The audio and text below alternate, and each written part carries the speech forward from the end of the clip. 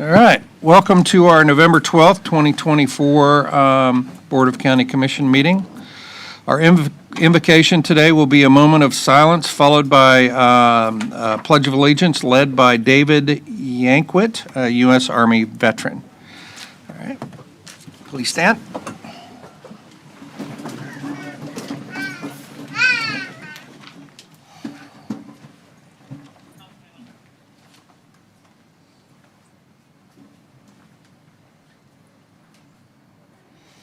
Mr. Yankwit. Please join me in the Pledge of Allegiance. I pledge allegiance to the flag of the United States of America and to the republic for which it stands, one nation, under God, indivisible, with liberty and justice for all. Thank you, sir. Thank you. Morning. Good morning. Ladies and gentlemen, county commissioners, distinguished members, guests, fellow veterans, my name is David Yankwit, and I'm a proud husband and father of 4 sons, David, who's 9, Dean, who's 7, Dominic, who is 4, and Dwight, who is 2 months. And I'm honored to be with you today. I joined the United States Army as an infantryman in August of 2007 and served until Christmas 2009. Back then, when the way the wars were in Iraq and Afghanistan, the Army was handing out 2 years and 4 months contract and a $20,000 shipping bonus. I felt like I was the richest 19-year-old alive. I always knew I wanted to join the Army. It was definitely a calling. I don't come from a military family, but once 9/11 happened, I knew one day I would wear the uniform of this great country and, like all who served, carry the torch of freedom and pass it to the next generation. I also knew the Army was very excited for me to join, as I would periodically receive responses to the thank you for your interest letters from the recruiting office and reminding me that I was way too young. Apparently, there were requirements, and being 14 wasn't one of them. When I was finally of age, I tried college for about a year to see if I wanted to become an officer. And at that point, where the wars in Iraq and Afghanistan in 2007, I thought I'd better enlist now before the war ends. I went through basic and infantry training at Fort Benning, Georgia, and upon completion, I received orders to Fort Hood, Texas, where they were standing up a brigade to deploy. I was assigned to the recon platoon of the 1st Battalion, 26th Infantry Regiment, 3rd Infantry Brigade Combat Team, the 1st Infantry Division, the Blue Spaders, the same unit as Captain America. Joining the Army and going a few states west didn't seem like seeing the world, but nonetheless, I was excited to get to my unit. See, upon graduation of infantry school, the time from graduation to deployment was 2 weeks to a year. Either your unit was deployed or headed back, but you could expect to be in country within that timeline. It would be about 7 to 8 months past graduation before we deployed. During the train-up, I was fortunate to attend and graduate from Air Assault School at Fort Campbell, Kentucky, where I learned how to jump out of helicopters, rappel, carry different equipment, and sling load operations. About 2 weeks before we were scheduled to ship to Sadr City, a portion of Baghdad, Iraq, our orders changed to go to the Kunar province of Afghanistan. I didn't know much about Afghanistan as our focus was Iraq, but I will soon learn quickly about combat operations. When we deployed in July of 2008, it wasn't too long until we heard about the Battle of Wanat and how the Sky Soldiers of the 173rd Airborne got overrun and lost 9 American heroes and close to 24 wounded. Knowing we were replacing that unit and the gravity of the tragic event, we will only come to understand the true meaning of loss when it comes our turn in the fight. While in the recon unit, our battalion pulled half of the platoon and sent 2 squads to the personal security detail and the other 2 to remain in the mountains. I switched to the security detail and became the machine gunner for the battalion command sergeant major's vehicle. Our task was to escort the leadership to several meetings with village elders, meetings with company commanders, and other elements, air assault missions on the Afghan-Pakistan border to figure out enemy movement in and out of the region. During the deployment, our security platoon had completed hundreds of missions, numerous air assault missions, and defeated countless enemy engagements. While all that is important, nothing will replace those who we lost or wounded, either in our element or the Blue Spaders as a whole. Staff Sergeant Rogers, my squad leader, and Sergeant Dawson, a very dear friend who died on a helicopter that I was set to be on, will always be honored and remembered and serve as a reminder to live a life worthy of their sacrifice.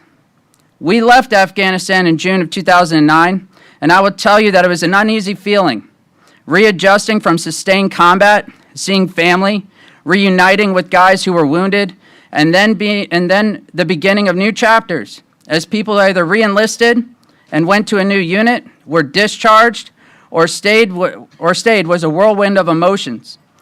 I decided not to re-enlist, as I had enough of war. It was time to see what else life had for me. Little did I know I would meet my future wife within a few weeks of being home, and she was gracious enough to attend this meeting with us today. I started at Indian River State College and graduated my associate's degree and went on to FAU for my bachelor's in political science. I have 2 master's degrees from George Washington University and the other from University of Nebraska, both in the field of political science. I was the civics and U.S. history teacher in Martin County School District at Murray Middle and South Fork for 8 years. I was also the director of youth and government, and I was the social studies teacher of the year. I am now in my 3rd year at IRSC, teaching American government and international relations. I'm a PhD applicant with hopes of acceptance in early 2025, and I'm most proud of starting a chapter called Salute. Salute is the only national honor society in the nation recognizing and honoring the service and the scholastic achievements of this generation's greatest veterans. Even though veterans like me are happy to stay in the shadows and out of the spotlight, we are also happy to shine the light on others who I'd like to thank who do so much for our community. I would like to thank Martin County Veterans Services for the amazing and selfless work they do on behalf of our veteran community. The knowledge, expertise, compassion, and dedication to the mission, which is the veteran and their success, is second to none. And to Brindell, Jeff, and team, thank you. You make the difference, and Martin County and its veterans are better because of you, and thank you for what you have done for me and my family. Recognizing that Veterans Day was yesterday, and thank you to all those who have answered the call to serve, I appreciate the honor to share a little bit of my story. Honor the lives of others, appreciate the service, and remember the sacrifice. It was my honor to speak with you all today. Thank you and God bless. Thank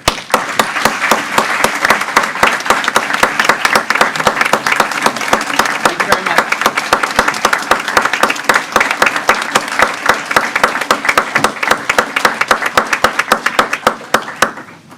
All right, thank you, sir. Okay. On tap today, we have, we have 9:05 public comment. At 11 a.m., we have a preset for presentations for Commissioner Smith and Commissioner Jenkins. 5:05 public comment. Additional items, proclamation number 5, adoption and the presentation of a proclamation declaring hospice and palliative Care Month in Martin County, Florida. Consent number 13, request for approval retainer agreement with GEMA Torcivia, okay, for special magistrate services. Consent to get out without a challenge. Yeah, yeah, exactly. Oh, just think what's going to happen here. We should have put a whole bunch of interesting names in just for the hell of it. Yeah, no doubt. Okay. Consent 14, request for approval of settlement agreement. Department number 7, update on review of analysis of past Western Lands Plan studies. Department number 8, request for bid award to Brightline Trains of Florida LLC, approved for First Amendment to the November 25th, 2018 agreement, settlement agreement, and permission to apply for federal grant. We have no consent pulls. We are withdrawing public hearing number 2, public hearing to consider adoption of an ordinance amending Article 12, Divisions 1 through 7, Community Development Code, Land Development regulations, Martin County Code regarding architectural design standards. Staff must re-advertise. And with that, Commissioner Smith. Morning, Mr. Chairman. Thank you. Move approval of the agenda with the additional items, Proclamation 5, Consent 13, Consent 14, Department 7, Department 8, and request to withdraw from the agenda, public hearing item number 2. Second. Okay, we have a motion by Commissioner Smith, seconded by Commissioner Campy. All in favor? Aye. All opposed? Motion carries unanimously. So today, we're going to do a little bit of a shuffle for some folks that are in the room. We are going to, I'm going to tell them what we're doing first. I didn't say anything. Okay. Micromanage me here. No, I'm not. Yeah. Number one, we're going to bring up, first item would be Department number 8, the Bright Line, since most of the room is here for that. Number 2 will be Public Hearing number 6, Affordable Housing, which we have quite a few people here for. Number 3 is the High Point PUD, which we have to do because of number 4, Camp Valor. So High Point has to be done before we can do Camp Valor. Again, we have a lot of folks in the room for Camp Valor. And then Department number 5, the Hope Sound Train Station, the Hope Sound Historic Train Station, let's be clear on that, lease will be number 5, and then the rest of the agenda will stay the same, just to accommodate all the folks in the room. So we're going to start with public comment. After I mispronounce your name, if you would come to the podium and actually pronounce it correctly for the record, that'd be great.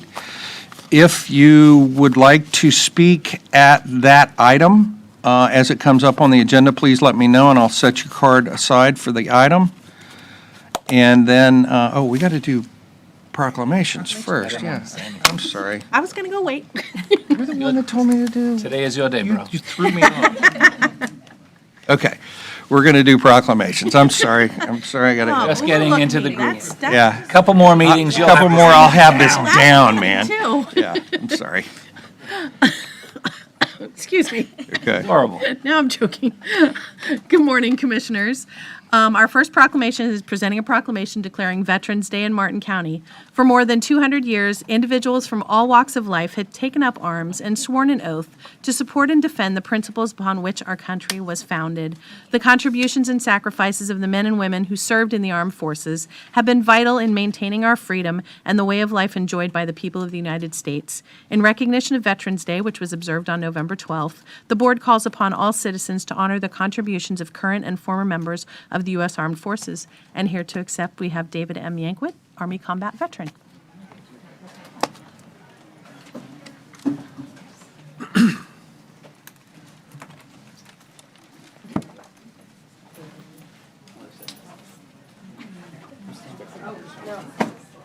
Let's have everybody scoot this way a little bit. Okay.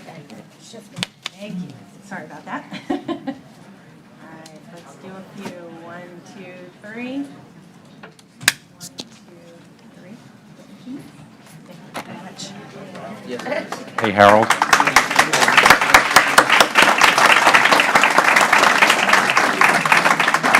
Hey, Harold, before they leave, can I make a motion to adopt that proclamation? Second. Oh, yes, we do this. Yes, please. You just did. You have a second, too. Do we have a second? Second. Okay. We have a motion by Commissioner Smith, seconded by Commissioner Heatherington. All in favor? Aye. All opposed? Motion carries unanimously. Our next proclamation is declaring National Apprenticeship Week in Martin County. The purpose of National Apprenticeship Week is to raise awareness of the vital role registered apprenticeships serve in creating opportunities by allowing participants to earn while they learn and preparing a pathway to quality jobs and well-paying careers in Martin County and across the nation.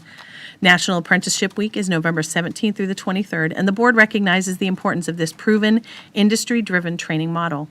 And here to accept, we have Colleen Gill with the CareerSource Research Coast. Good morning. Good morning. Thank you so much for recognizing National Apprenticeship Week, and thank you so much for putting the proclamations before the public comment. My name is Colleen Gill. I am the Apprenticeship Navigator for CareerSource Research Coast. We are your local workforce development board for Indian River, St. Lucie, and Martin counties. We provide free services to employers and job seekers. We do job fairs, job listings, recruitment, career development, and a whole lot more. My role as Apprenticeship Navigator is to promote registered apprenticeship as a career development and workforce retention solution. This really is a very accessible training model, and it is available across diverse industries. Registered apprenticeship combines on-the-job training and related instruction. It's available for permanent full-time employees, and CareerSource actually provides grant funding to help offset the cost for employers. So this amounts to 50% of wage reimbursement for a portion of the apprenticeship, as well as free education for the apprentice. So I do encourage anybody who's interested in registered apprenticeship to contact me. You can email me at cgill@careersourcerc.com, or you can visit our CareerSource Research Coast website. Look under apprenticeship, and there's a form on there where you can contact me. Thank you so much. Thank you.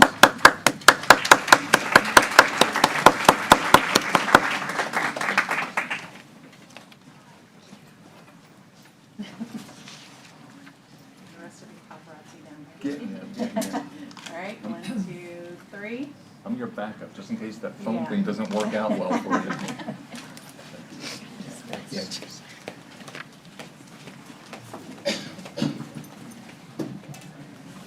And we are going to need a motion for our next one, which is declaring Alzheimer's Disease Awareness Month in Martin County. Move approval? Second. We have a motion by Commissioner Smith, seconded by Commissioner Campy. All in favor? Aye. All opposed? Motion carries unanimously. The next proclamation is declaring Alzheimer's Disease Awareness Month in Martin County. In the United States, there are currently over 6.7 million reported cases of Alzheimer's disease, and in Florida, approximately 580,000 people aged 65 and older are living with Alzheimer's disease. It is critical that Alzheimer's families coping with the disease are safe, with well-being, dignity, and quality of life preserved through services and resources available to all. The board urges all citizens of Martin County to learn more about Alzheimer's disease, attend educational events, and seek out help and local drug trials during Alzheimer's Disease Awareness Month. And here to accept, we have David E. Dangerfield, Vice Chair of the Board of Directors with Alzheimer's Community Care. Good morning. Good morning, sir. Thank you all for making awareness of Alzheimer's disease here in Martin County a priority. We certainly appreciate it. And just to share with you, we estimate that there's something over about 6,400 people in Martin County who right now are suffering from Alzheimer's disease. And in the next several years, we expect that to grow by 24 or 25%. It's an onset that's coming at us all. Alzheimer's Community Care continues to offer help and hope through Martin County with a specialized day center in North Stewart and caregiver navigation services for the families. We pledge that our families coping with the disease are safe, with well-being, dignity, and quality of life preserved through a combination of services that are accessible to every person in Martin County. Your recognition of our cause in this November 24th Public Awareness Proclamation demonstrates your concern for the most vulnerable and the fragile population in our county, those Alzheimer's families. We want to say thank you for walking beside all of those folks who are dealing with this deadly disease. Thank you very much.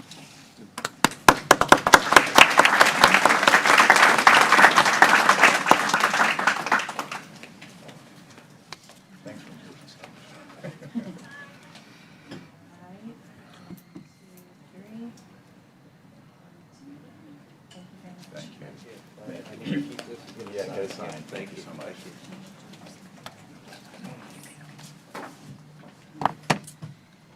Okay, I'm going to need a motion declaring hospice and Palliative Care Month in Martin County, Florida. Second. Doug was first. Okay. We have a motion by Commissioner Smith, seconded by Commissioner Campy. All in favor? Aye. All opposed? Motion carries unanimously. Our final proclamation this morning, Hospice and Palliative Care Month in Martin County. As Medicare's first proven coordinated care model, hospice offers person-centered, compassionate care, ensuring people dignity, choice, and quality of life. Established in 1982, Treasure Coast Hospice is a nonprofit community. Or can you speak up a little bit? They can't hear at the back of the room. Yes. Will do. I will just start right over. As Medicare's first proven coordinated care model, hospice offers person-centered, compassionate care, ensuring people dignity, choice, and quality of life.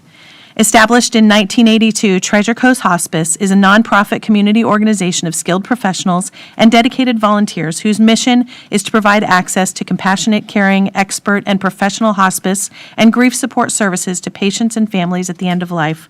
In recognition of November as Hospice and Palliative Care Month, the board encourages citizens to increase their understanding and awareness of care at the end of life. And here we have April Price, who is Vice President of Clinical Operations for Treasure Coast Hospice. Hi, thank you for having us today. I just want to, first of all, mention what an honor it is to be able to care for the patients and families in this community, to be part of the healthcare community. We're really, really proud of what we do, and I hope that anybody who's been touched by Treasure Coast Hospice at any point has had a good experience. I could talk about hospice all day long. I was told I only have 3 minutes, so I'll try to keep it short. But it is just an amazing offering that Medicare offers to anybody who is on Medicare. It's also covered by Medicaid and other payers. But we are there to hold the hand of the patient and the family as they go down the journey, through the journey of facing death. And while that's a really hard thing to talk about, we are experts at it. So again, I want to thank everybody for this honor and for allowing us to come into the homes of the people in this community and take care of you. Thanks.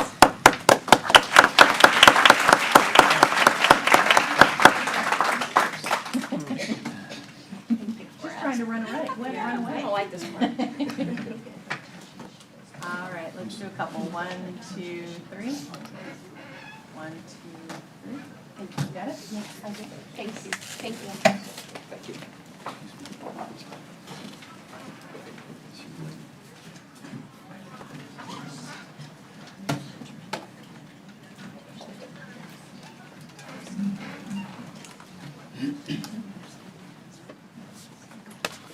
Okay, so now let's do the public comment thing. Please remember, even if I pronounce your name correctly, repeat it at the dais. You have 3 minutes. After 2 minutes and 45 seconds, you'll hear a tone that only means you have 15 seconds to wrap up your comments. And we're past all that election stuff, so he doesn't need to talk. So if I call your name and you want to talk to the item specifically, please let me know and I will set your card aside. We're going to start with John Dial, followed by Mr. Mike Dooley. I think he wants you to set his card aside. Who? John Dial. Okay, I didn't see that. Oh, no, now I guess he. Oh.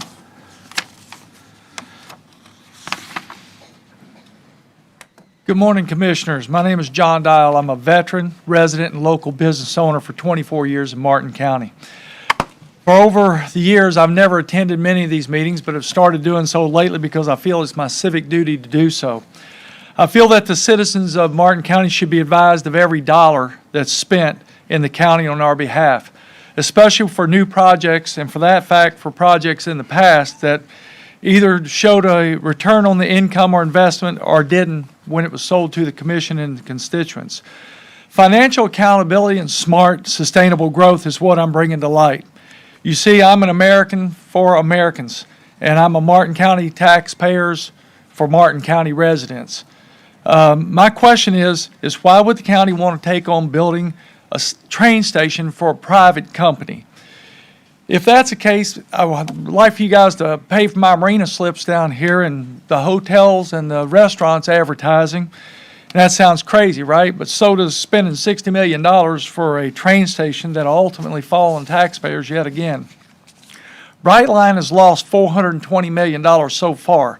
Just the first quarter this year, $116 million, $192 million in 2023, and another $201 million in 2022. Let me put this into perspective for you. That's 2.1 million Uber rides you could do between Orlando and Stewart or Stewart and Miami at an average cost of $200 a ride. And I got that off of Uber's site last night.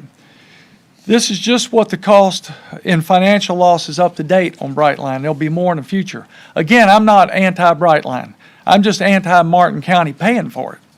Fort Pierce is a much better location, from what I understand, with a tie-in with IRSC, Director Shipyard, federal offices, not to mention Fort Pierce has got a commercial airline airport there now.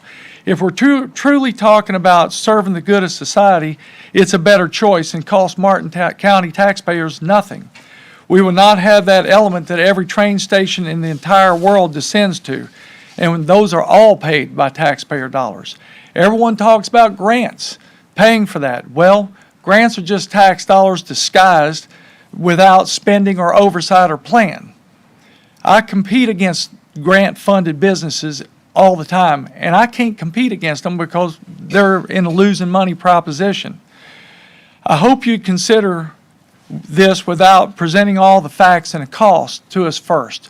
Just give us the cost and let us know up front what it is and let us decide. Thank you.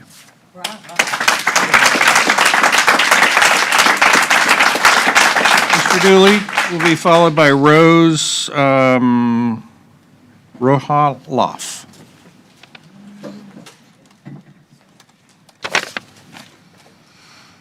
My name's Michael Dooley, for the record. Good morning, Commissioners.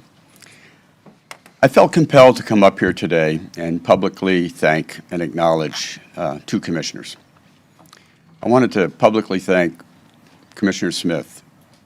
Commissioner Smith has given us 24 years of his time in service. His knowledge that's going to be leaving this dais is I think irreplaceable in a lot of ways. His connections in Tallahassee, his connections in Washington, D.C. are not going to go unnoticed. I know that there are folks here and probably listening and watching on TV that haven't always agreed with Commissioner's decision, Smith's decision, though I would tell you that I believe it was always in his heart to do what he felt was best and right for Martin County. One issue comes to mind, that issue of the mooring fields in Jensen Beach and the big battle about that. But, you know, when you think about it, he's always been an advocate for water. And those mooring fields did the best for seagrasses, and seagrasses are a big part and element of the health of our Indian River Lagoon. So thank you, Commissioner Smith, for the time served, and I hope that you're not unselfish with respect to, or I hope you are unselfish with respect to the knowledge that you can pass on. And the other is Commissioner Jenkins. I think if you looked in the dictionary and you looked for a picture of a non-politician, I think Commissioner Jenkins' picture would be there. But Commissioner Jenkins has brought such a passion. He never really said much, but when he talked, people listened. And I know for a fact, I've known Commissioner Jenkins for 35, 40 plus years now. I know that in his heart he did what he thought was absolutely best for the county, and so I want to thank you, Commissioner Jenkins, for your service. And then I'm going to segue into the historical train station. I hope you folks listen to that presentation and give it a positive thought and help it get to where it needs to be. And one final comment, I want to thank the staff of Martin County. I don't think people realize how hard they work. You know, the commissioners set policy, but the staff is committed to fulfill that policy, and sometimes their job is tough. I know they've been tough on me, but I will tell you they've been fair, and they listen, and they do the best they can for the people. So I want to just give a big shout out for the staff as well. Thank you very much. Have a great day. Thanks, Mike.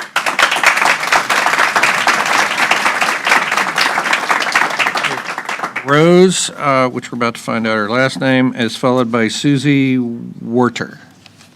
Good morning. My name is Rose Roloff, and I come to you today as a 40-plus year healthcare veteran in the industry in all avenues.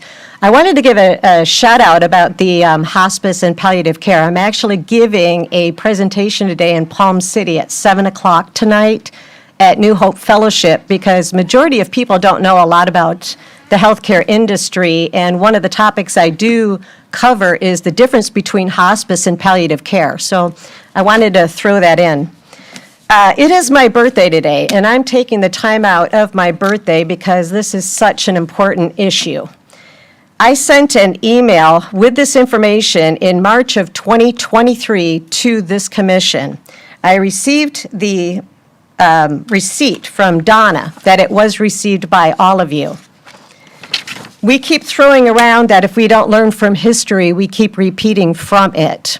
I have a long list here, which I'm not going to go through, of all of the lessons that we didn't learn from. But I'll begin with the spread of DDT, thalidomide, and now just recently it finally came to a Supreme Court case about the hazardous of fluoride in our water. Now we are rolling out 5G, and we are not learning from history. I sent to you a complete, put-together PDF document that, for those in the public, they can find the full document on drpetechambers.com. It's drpetechambers.com. He is a retired Lieutenant Colonel, Green Beret, physician, flight surgeon, and bioweapons expert. So again, I am not an expert, but the experts from around the world, including in 2018 in the UN Assembly in Vienna, they are shouting out about the problems with the health risks with 5G. And again, I only have 3 minutes, so I can't go through it all. This is an hour-long presentation if I did. But I am going to read to you guys something. This is a 2017 public school liability policy. And it says, exclusions this insurance does not apply to: bodily injury, personal injury, advertising injury, or property damage arising directly or indirectly out of, resulting from, caused or contributed to by electromagnetic radiation. These are in insurance policies. This was provided to you, and I'm submitting this to you. And what I would like to do is each individual representative individually respond. What independent, not government, safety studies have you individually reviewed? Ma'am, your time is up. Thank you. Thank you, but I would like that on the record, and these documents submitted for the record, please.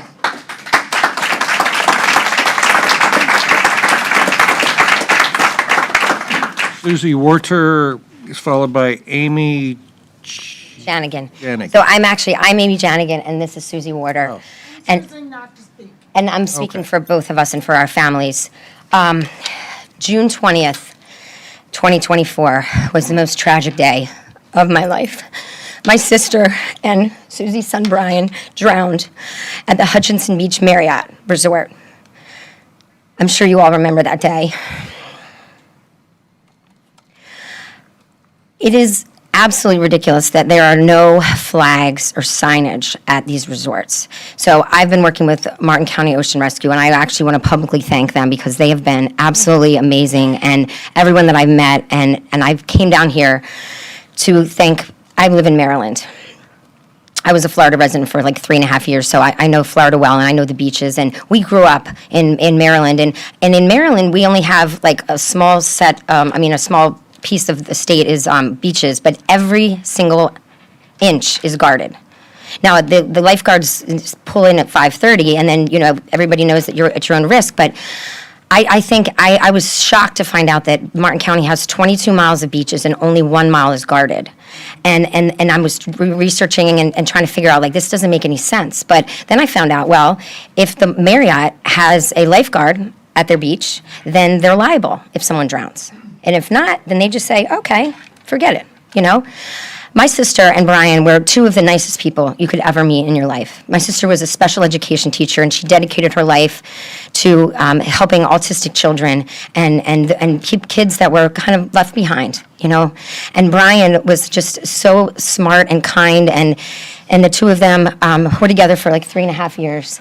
And Erica didn't make it out of the water when the rest of the family did, and Brian ran in to save her and lost his life trying to save her. And then some of the kids decided they were going to try to go and get her. There were 6 children ranging of age from 12 to 20. And I also want to publicly thank Kaylee, a lifeguard who I haven't got a chance to meet yet because just timing-wise, but I'm going to meet her hopefully today, and thank her because she was the first on the scene, and she pulled my sister's body out of the ocean. And then that way the kids didn't go in. I'm sorry. I want to give out, because I'm running out of time, I know, but I'd like to work with you guys. I'm actually meeting, I met Congressman Mast earlier, a couple days ago, and I live in Maryland, like an hour from DC, and so I'm meeting with him next Thursday to talk about legislation reform for why these resorts are not putting signage up. You know, the ocean rescue team, I talked to them, they said, you know, they have the signs that say, okay, rip current, and it's not just, you can't just put a picture of a rip current and say, this is what you have to avoid. We need the signage to say, what are today's conditions? My sister was not a risk taker. She would never have let her children or herself in that ocean if she knew that there was a rip current. And they had no idea because there was no flags. So I want to work with you guys. Ma'am, your time is up. Okay, Thank you. thank you. Okay, next up is Susan Mail, followed by Aaron Fogarty.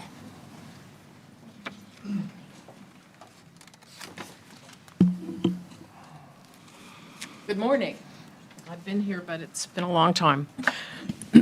As a retired marketing executive, one of the earliest documents I read from the All Aboard Florida Fortress Investment Group was their ridership and revenue study of 2013.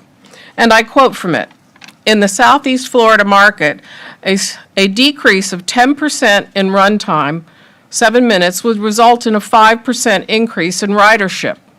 Should the running time need to be increased, a similar magnitude of decrease in ridership could be expected."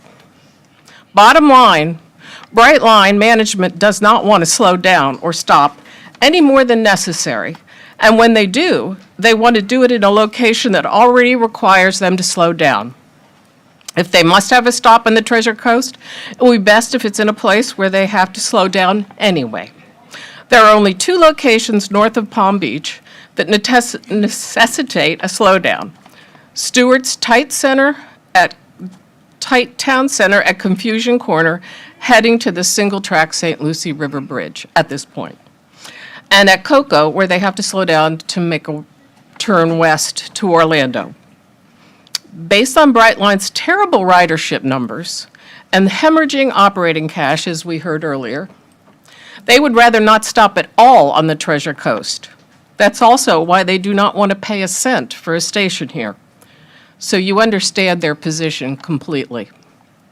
The sad fact must be understood: this is neither a high-speed, European-style slick railway nor a local commuter. It was a hybrid with cheaper regulations and an excuse to use taxpayer money to double freight capacity, period. Has anyone done a marketing study on the potential for business increases with 2 or 4 stops one direction a day? There will be no benefit to residents for commuting south to jobs. And businesses should not expect hundreds of passengers to get off at Stewart and spend money. You can't fit dinner in the theater or any other major event, assuming you have the events and shops that will attract folks from Miami or Boca. 5 years ago this month, Brightline Fortress Investment Group wanted one thing to get out of the Martin County lawsuit. They weren't handing out gifts. And you are crazy if you continue to spend other people's money when they have no intention of fulfilling their agreements or becoming a transportation system that any of us dream of. Thank you.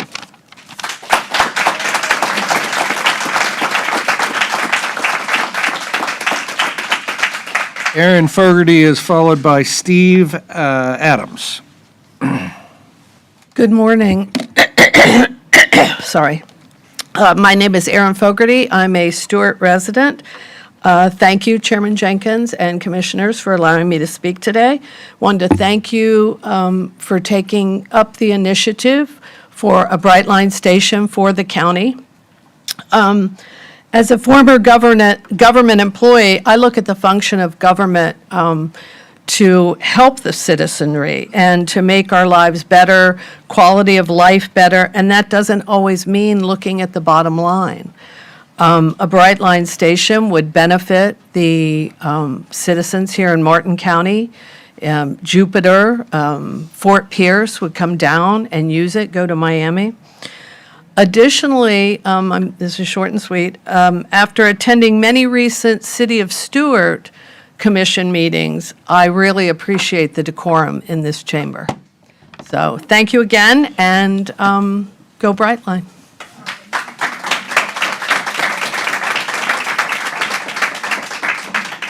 Steve Adams is followed by Kelly. Good. Good morning, everyone. So up until last meeting, I always try to keep an open mind with Brightline, and I spoke about our government here spending money in a smart way. But after coming up and speaking, and then everybody was speaking, the commission voted to continue to explore negotiations with Brightline and open up a second station. So up until that point, Brightline was looked at as a silver bullet to save Stewart for some reason.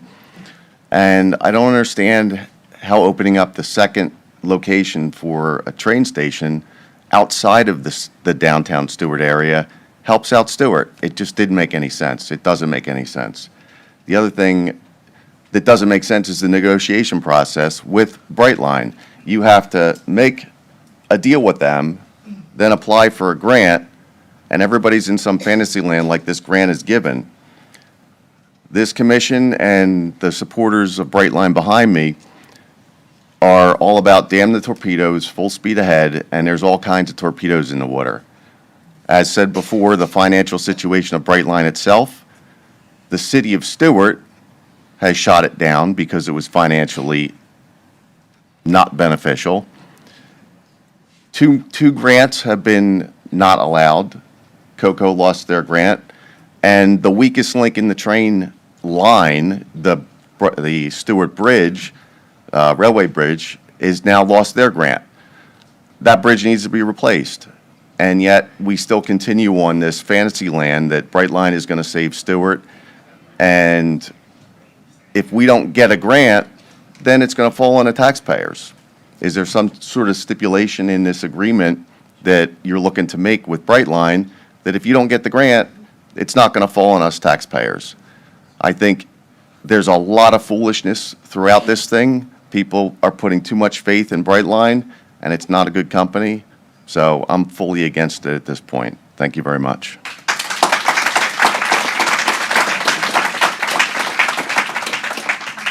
Kelly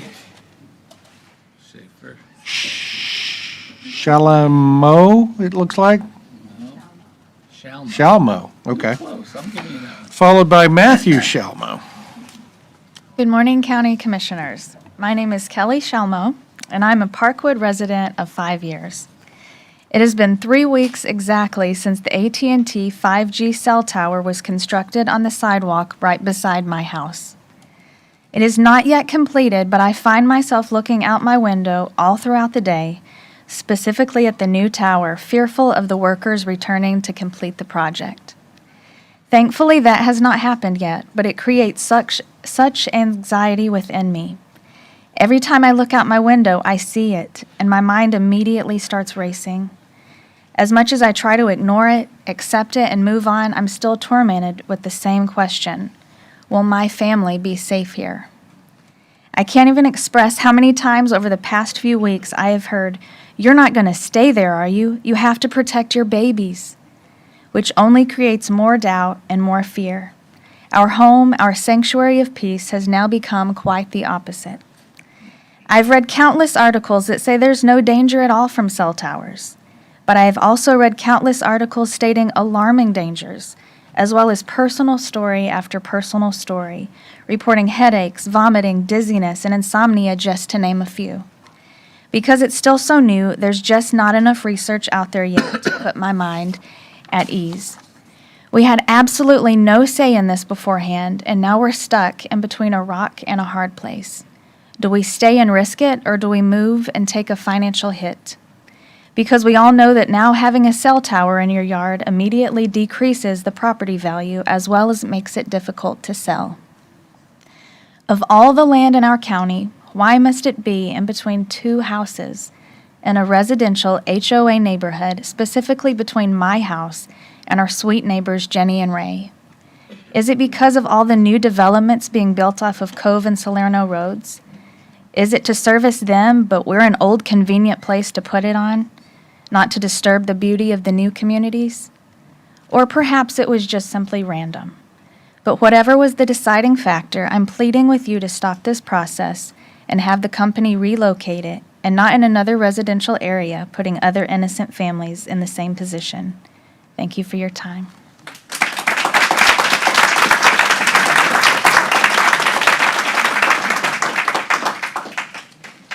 Matthew will be followed by William Corbin. That was my beautiful wife. Thank you, commissioners, for allowing me the opportunity to speak. My name is Matthew Shalmo. I live on Satin Leaf Place. I'm here as a resident of Parkwood and a neighbor to many who are deeply impacted by the recent installation of the 5G cell tower directly in front of my home. This decision made by county employees, probably unknown to you guys, gave permission to AT&T to install a massive, in the permit says 155-foot cell tower in my cul-de-sac. This has led to serious concerns about transparency, regulatory compliance, and risks it poses to my property's value, health, and quality of life. To begin, the tower's placement may have violated Florida's 2023 statutes on public transportation, Title XXVI, Chapter 337. This statute requires a public meeting before an application for such an installation, as well as direct notification to affected residents regarding right-of-way placements. Additionally, it restricts utility pole height to 50 feet if there are no other utility poles in the vicinity. This statute mandates ADA compliance for pedestrian pathways. In our case, these requirements were neglected, the community was not informed, and the pole now blocks a sidewalk. It's literally in the sidewalk, and it clearly interferes safety. As neighbors, we bring the following points to emphasize our position.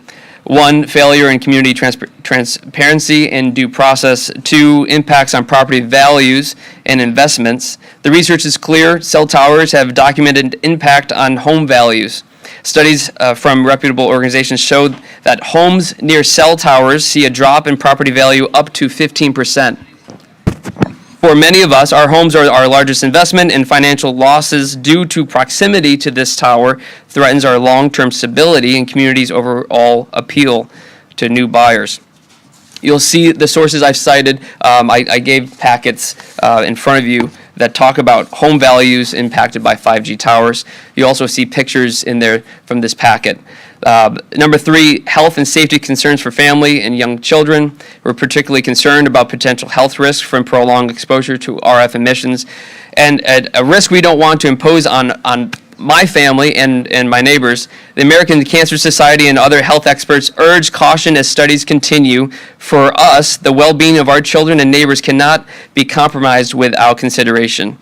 In closing, we respectfully require and request the board to halt further construction and reassess this tower's location. We invite Commissioner Hurd and other board members willing to visit our neighborhood and see it firsthand. And we want to thank you for considering this. You're the only ones who can look out for us. The buck stops with you guys. And you represent us, not corporations or AT&T. Sir, your time is up. Thank you. Thank you. Commissioner Campy.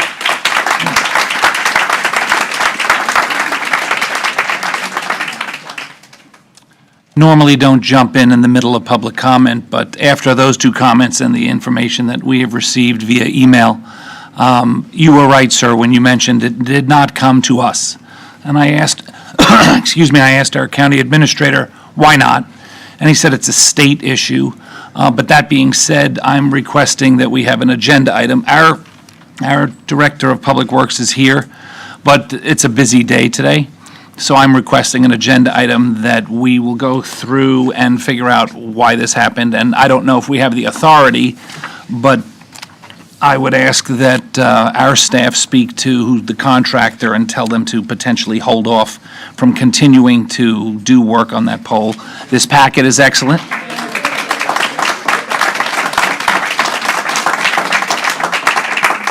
I don't want to give you a sense of false hope, but at least should have a vetting of what's happening. Whoever put this together did an excellent job. It seems like sort of against what would be appropriate and normal, but the state does have the ability to override us.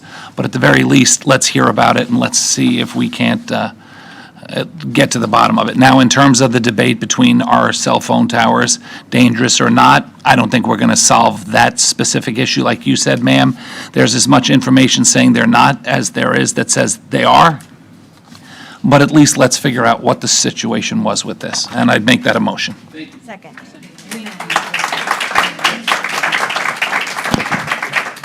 Okay, we have a motion by Commissioner Campy, what? Yeah. For an agenda item to come back. Seconded by Commissioner Heatherington. All in favor? Aye. All opposed? That motion carries unanimously. All right, Mr. William Corbin is followed by Mr. Mr. Patel, apparently. Good morning, Commissioners. Hope you all had a wonderful and reflective Veterans Day. My name is William Corbin. I'm the new Executive Director for the Business Development Board of Martin County. And my comments today will focus on agenda items relating to 3 separate projects in Martin County. Number 1, the Mattamy Newfield development. Number 2, Martin Commerce Park. And number 3, Brightline. I'll begin with Mattamy's Newfield, the workplace district specifically. In addition to residential units, the development includes nearly 35,000 square feet of commercial, office, and retail space, and more than 1 million square feet programmed for light industrial uses. From an economic development perspective, this is an excellent mix, one that's ideal for job creation and higher wage opportunities for employment. It's also one of several prime sites that the BDB highlights when companies talk to us about expanding. The request concerns a reconfiguration of the site to create more connectivity among the parcel's available green space, which will benefit future residents and employees. Like some of you, I had the opportunity to visit Newfield last Friday and see the progress taking place on site. We appreciate that the master developer, Mattamy Homes, has prioritized important aspects, even before focusing exclusively on the residential side. Aspects such as the workplace district, as well as the Kiplinger Conservancy, which contains more than 1,000 acres of natural land and a network of trails. The workplace district's proximity to a variety of housing styles, sizes, and prices will make it an especially attractive location for any business looking to expand. The workplace component is an essential element, and I respectfully request your support for this item. The second project that I'd like to speak in support of is Martin Commerce Park by Ashley Capital. There are a few agenda items relating to this project. Among those items is a request for a zoning district change from agricultural to limited industrial on 167 acres of the property in question. When finished, the park will feature nearly 24 buildings, totaling approximately 1 million square feet of commercial and industrial space. This development will continue to help fill a void for existing Martin County businesses and prospective businesses outside of the county who are interested in expanding locally. It will also help to build the tax base and increase tax revenues that the county will collect. And finally, as you may recall seeing, after a unanimous vote, the BDB board directed staff to draft a letter of support that recognized and applauded you all for your unanimous commitment to bringing a station to the community, thereby helping to maintain a pro-business environment. The letter also highlighted the importance of the county's commitment to pursuing federal grants to minimize construction costs. Thank you for your time this morning. I appreciate it. Thank you.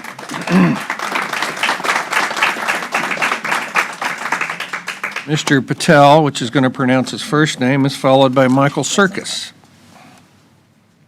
Hi, good morning, Commissioners. My name is Raj Patel, Martin County taxpayer for decades. It's not even close, by the way. Raj Patel, that's his call. Yes, thank you. No, that's not Raj. That's Anu. Okay, that's my wife, so we'll switch it. Okay. First and foremost, it's very refreshing to see a county official feeling strong to come up and voice their support for projects within the county. I don't think that can happen in the city of Stewart. I think people would be scared to voice their opinion, as the gentleman just did right before me. So thank you very much for creating that environment of openness and inclusion. So I just want to let you gentlemen and ladies know that I hope that you choose the downtown location for the train station. I know there was a lot of contention and a lot of issues that are behind us, hopefully. I just want to let you know that if you do, I think you should call it the Martin County train station. And if you do, I would like you to acknowledge Dr. Richard Olson, who's in the seating behind me, as the founder of that name. But that's it. Thank you very much. I don't think I have anything else to say, because we've gone through it for so many years. All the details are done. And for anybody to say Brightline doesn't have skin in the game is just, it's nonsense. Thank you.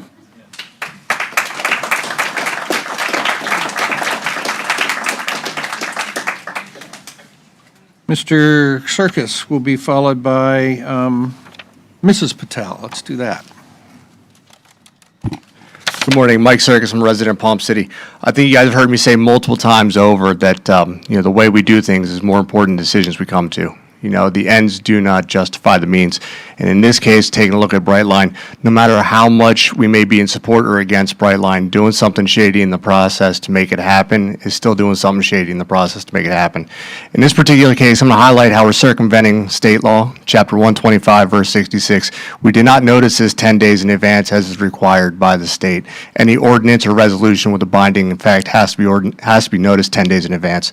This is backed up by the Attorney General's office that goes so far as to say that any issue that is reasonably considered controversial should be noticed 10 days in advance. I would go out on a limb and say the volume of push notifications we've gotten on our phones and the fact that there's a room full of people, including cameras, would probably suggest this is somewhat controversial.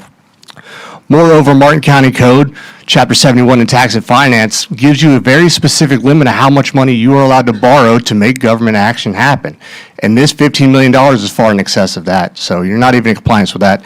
If we were to get out of the actual ordinances and get out of the actual state statutes itself, get into policy and procedure, you'll see that our RFPs require a minimum of 2 respondents. You might recall back when we had the golf course issue, we had 1 respondent. We ended up holding the bag on the golf course because we had only 1 qualified respondent. Again, 1 qualified respondent looking at holding the bag. But it came to mind, today's the 12th. So exactly 11 months ago today is when you guys had your first discussion on the RFP. So I pulled a couple quotes from that meeting. The first one here, the Assistant County Administrator, 50-50 per our settlement. That statement was said many, many times over, 50-50. Per our settlement agreement will be split between the county and Brightline. This was reaffirmed by the county attorney as well, per our settlement 50-50 agreements, as well as the grant money. The grants will be split 50-50, ensuring that if we're going to put 50-50 costs into it, that we should get 50-50 benefit on the grants themselves. Apparently, that's dissipated in the last 11 months. We also have no follow-up about the Raise and Chrissy grants that we were told were already in process 11 months ago. So I'd love to know where that's coming from or what's up with that. But most importantly, this is the one that really gets me. I'm going to pull from your words. Commissioner Hurd, you made the statement that you're not opposed to this in theory, but you don't want to write an open-ended check. You want a cap. $3 million was something you were willing to do. $10 million you thought was a bit excessive. Today your cap's $15 million. So that's a substantial bit more than 3. And then Commissioner Smith, you had made statements about how it was absolutely imperative. Please do not refer to a specific commissioner. Refer to us as a group, please. One of the outgoing commissioners, who was a gentleman, had made a statement that the city of Stewart, their agreement with us was imperative to make this successful. This was even reaffirmed by the county administrator. The city of Stewart pulled out. So how was it imperative 11 months ago to have the city's assistance, and now the assistance is gone?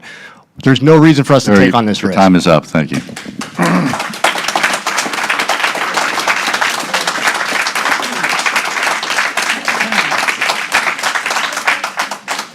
Mrs. Patel is followed by Mr. Carmine DiPaolo, Mayor Carmine DiPaolo. Hold the mic down a little bit.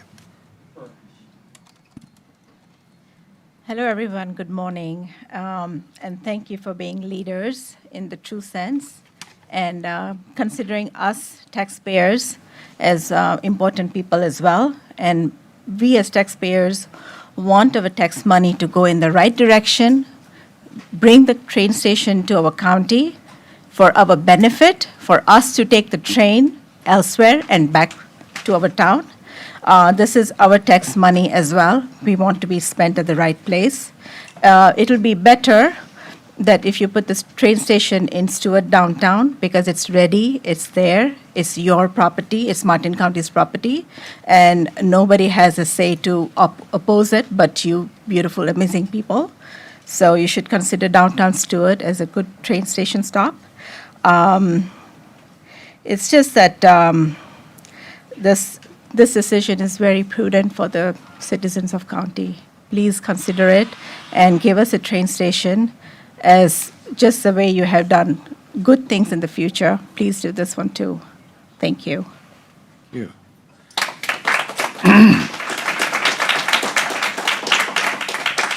Okay, the mayor would like me to set his card aside, so we're going to go with Monica Naperlaski. Owski, okay. Pick it up into fours, it's easy. Okay. First of all, I'd like to thank you for taking the 5G motion, and that's why I'm here. So it's pretty much a repeat of Matthew, but I'll do my best. To the Board of County Commissioners, invited guests, and concerned citizens, thank you for allowing me to speak. My name is Monica Naperowski, and I live in Parkwood neighborhood. I stand before you today because recently a 5G tower was erected not more than 200 feet from my house. My top priority today is to learn how something like this can happen without, literally overnight, and how this can be done without any notification to any resident that now have this eyesore in our face daily. Due to the lack of transparency, I question the motivation and leadership of this commission, but I take that back because it's not you. Anyway, who has the final approval in this? Does it lie with the commission or with the building department? I wouldn't be surprised but disappointed if the final say lies with the building department or permitting, while approval will be issued merely because all the correct boxes were checked. I'm sure the cellular companies follow the letter of the law to get permission. However, for something like this, it should require more than a rubber stamp for approval, like getting approval from me and my neighbors. If you would allow me, I'd like to ask each of you how you would feel if this happened outside your front door. We don't do that. My guess is, if a request were made and you knew about it, it would be scrutinized more closely because you knew it was happening and could stop it. We were not afforded that opportunity. We got to witness a covert act that required police escort to be completed. I'm curious, why did you need the police to be involved? I highly doubt it was for traffic control, since it's a cul-de-sac road, the last road in our community. Perhaps for security due to unhappy neighbors being ambushed with the erection of this object that just crushed our property value by 15 to 20%. I'm a realtor. It is my respectful request that you do this, let's start again. It is my respectful request that you do what is within your powers to have this tower relocated as soon as possible. If you would like, I can assist in finding a location anywhere that isn't directly in the middle of a residential neighborhood. The commission needs to play a bigger role in the location selection. Nobody should have to deal with this. While I'm not optimistic my words will make a difference, I do appreciate the opportunity to voice them. Thank you for your time.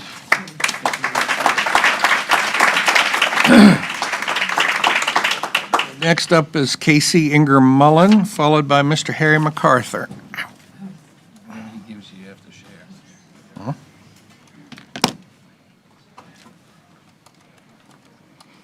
Good morning.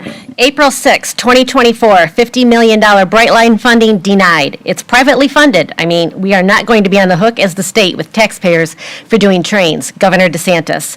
November 8, federal agency nixes $47 million grant for Brightline Cocoa Station. October 30, another $42 million grant denied for the St. Lucie River Bridge. Until today's vote to amend the settlement agreement, taxpayers and Brightline were split the station costs 50-50. But now you intend to have us, the taxpayers, foot the entire bill. Why? Brightline is clear. They only want to be in Martin County, so there is no need to give away the house. Brightline says they won't pay a dime for a Stewart station, yet they donated over $6 million in land for Cocoa and $30 million for Boca. You are giving them our land, and taxpayers foot 100% of the bill. The initial Miami to Orlando build-out projection was of $1.5 billion, has now ballooned to over $6 billion and growing. Yet you are committing your constituents' hard-earned tax dollars on a gamble that a New York City hedge fund is the first company in our history to figure out the magic formula to make passenger rail profitable. Sadly, many of your residents footing the bill that you are about to foist on us can't afford the $55 average ticket price, with the top 25% at $129. But ticket prices will need to continue to rise. At $129 a ticket, they will have to sell around 50 million tickets just to pay off their debt today. They have a lot of tickets to sell, with ridership averaging just 226,000 per month. Remember, their initial estimate for annual ridership was 7 million, far from the reality of around 2.7 million this year. We need our money to pay for schools, groceries, housing, and soaring insurance costs, not to subsidize an unproven and risky venture for a luxury train ride. We already have plenty of skin in the game for nearly a century. Martin County has 27 railroad crossings we pay to lease and maintain. We can't put out bids. We just pay whatever bill they hand us. In 2015, our rail maintenance costs alone were $200,000, and with the addition of the second track and Brightline, your staff projected our cost to hit $31 million by 2041. I recognize you negotiated Brightline to pay for half the cost for the first 14 years, but we are on the hook for 100% of the cost for eternity. This time you've kept the county's share at $15 million, but I don't buy it. You're already reneging on your 2018 commitment you promised to us that Brightline would cover half, we'd cover half, and we'd split any grant proceeds evenly. This very board made that agreement without much support in this room. Now here we are, 6 years later, watching you backtrack. I fear we'll be left with the entire tab after your next, quote, amendment. More concerning, you never once formally asked for all residents' input on such an expensive and divisive issue. You've had 6 years to have a workshop, survey, or put this on a ballot. In those 6 years, we never were told as taxpayers that we would be forced to pay for everything. If Brightline genuinely believes in the success of this station and their company, why aren't they contributing to its development? Again, what's the issue with the initial 50-50 agreement? How are you guys going to pay for it? Thank you.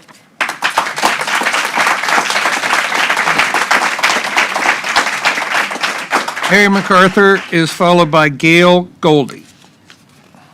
Good morning, everyone. Thank you, Harry MacArthur, Hope Sound.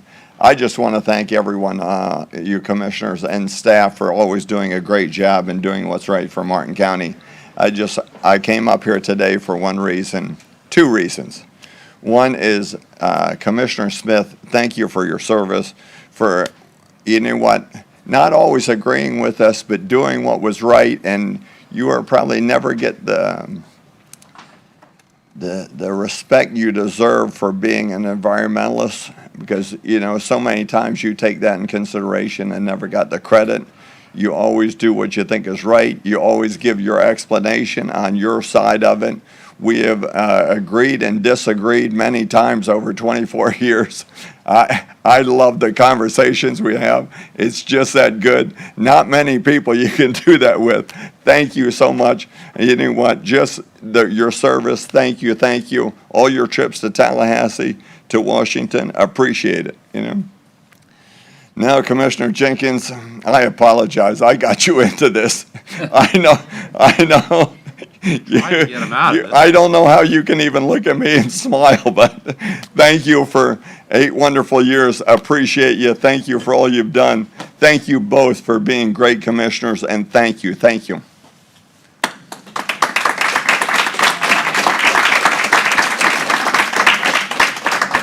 So I had Harry standing on one side of me, my wife standing on the other. our previous commissioner was doing something that none of us were very happy with, and both of them simultaneously said, "We're tired of listening to you bitch about it. Either step up or shut up." So here I am, and it's been a wonderful thing.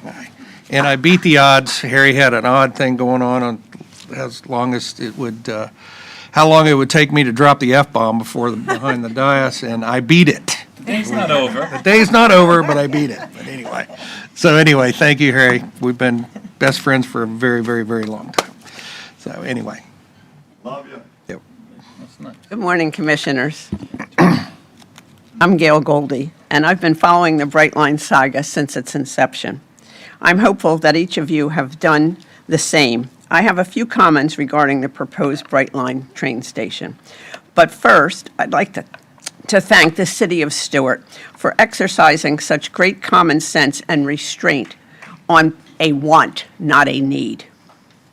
I also would like to thank Mr. Dial, because everything that Mr. Dial said was right on target. First, I'm dismayed at the current too soon to be gone commissioners that feel the need to rush their decision without proper research and common sense. Fiscally responsible, let me repeat that, fiscally responsible. Each of you are responsible to us taxpayers to ensure that our needs don't drain us of all of our funds on wants, needs versus wants. Seems to me each of you that have children will understand this. If a child comes to you at any age and asks you to buy them something that you can't afford, nor can they afford, you go into debt, and that debt can't be repaid. No, you are being a parent and fiscally responsible to decline their request, explaining that they will have to wait and earn the money to pay for it. Till then, it's a no. So if we are going to be going into a public-private partnership with a private business, Brightline, why are we using our money to pay for the Brightline station? We do not need to be draining our funds on something that is based on the word grants. Every time I turn around, all I hear is, "Don't worry, there's grants. There'll be grants. There'll be grants." Well, we all know that grants are given and grants are taken.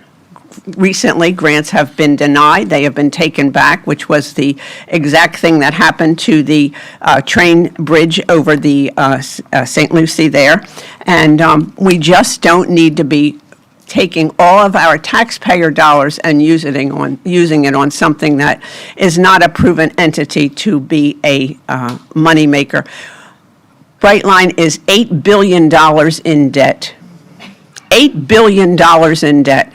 How much will our county be in debt when Brightline doesn't have a train going across those tracks? Thank you.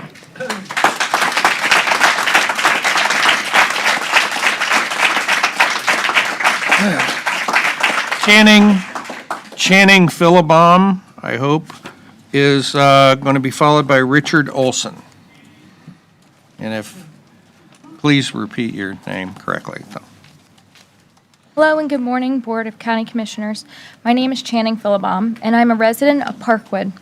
I come today before you to ask you to please reconsider the location of the AT&T 5G tower.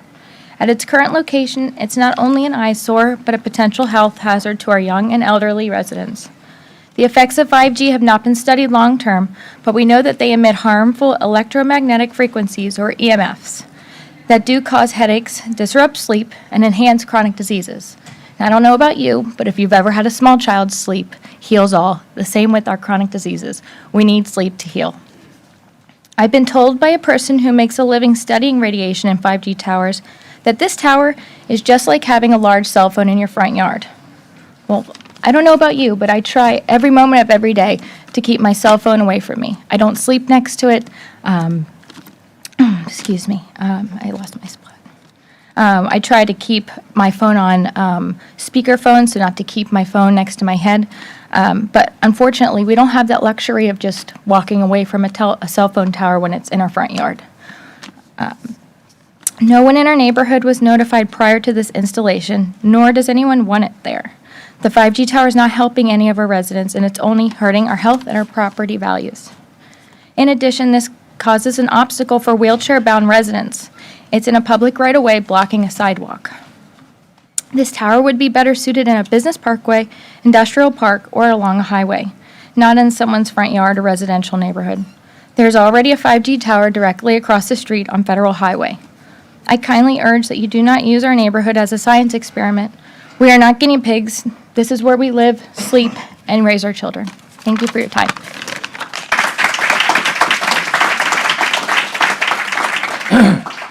Mr. Olson will be followed by Terry Kogel. Okay, Richard Olson, county resident. Brightline is our future. Stewart was a train town many years ago, and we must be one again. This is our only opportunity. I don't think we should require grants to move forward. They're too risky. The alternative is a bus station. We don't want a bus station. A train station is a great idea. A few points. The number of stops in Stewart will increase with time. Just look at Boca. They started with a few, now they have a lot of train stations. People worried about the ridership. Right now, Brightline is increasing the number of cars per train. It used to be 4, now it could be up to 8 in the future. They will be making money. They're not dumb.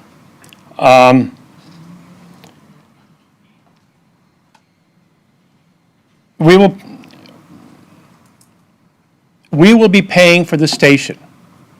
That's a given. But Brightline will maintain the station. That's a big cost. A lot of times, communities get a train or some other transportation system, and then they have to pay both for the item and for the maintenance. For Brightline, there's no maintenance requirement by the city or the county or the taxpayers. None. We just have to get it here, and then they maintain it forever. It's about our community. It's our future. We must invest real money to get a station or lose the future. All great future events require investment and money. I think people forget that. Investments, good things in the future require money. We can't just say we can only do it by grants. Please be the grown-ups. The gang of a few city commissioners throughout the train station, the kids. Please act responsible for the future of our rail station. Be the parents. It's a great investment, period. Thank you very much.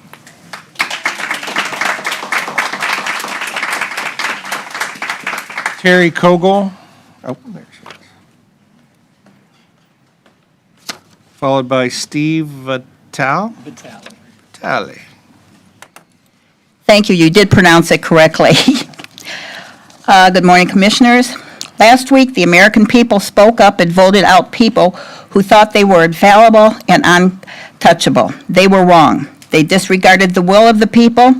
They called us garbage, Nazis. They thought that they were better than the people they were hired to represent, and they were wrong.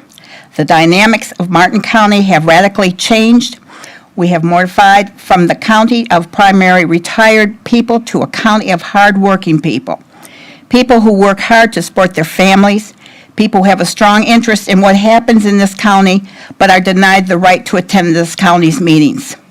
We have requested evening meetings. However, it's quite apparent you have no regard for your constituents by refusing to have open meetings at a time when the working people in this county can attend. We need late afternoon or evening meetings. People are unable to attend morning meetings due to their work schedules. Brightline supporters that attend morning meetings are mostly business owners who can take the time off to attend the morning meetings. Only Brightline can win county land for their station. No citizen input, no public notices of their decisions on the agenda. There is no transparency, no accountability. Just put their Brightline, cell towers, comp plans, etc. You just push everything through before the new commissioners come in. because you are afraid you might be getting too honest, commissioners. Something just doesn't resonate honesty with this present board. Thank you.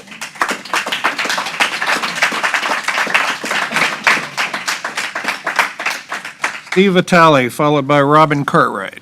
Good morning, Commissioners. Stephen Vitale, Martin County resident. I'm the owner of the Old Colorado Inn in downtown Stewart. I'd like to start by thanking Commissioner Smith and Commissioner Jenkins for your long-standing dedicated service to our county. I appreciate what both of you have done over the years very much.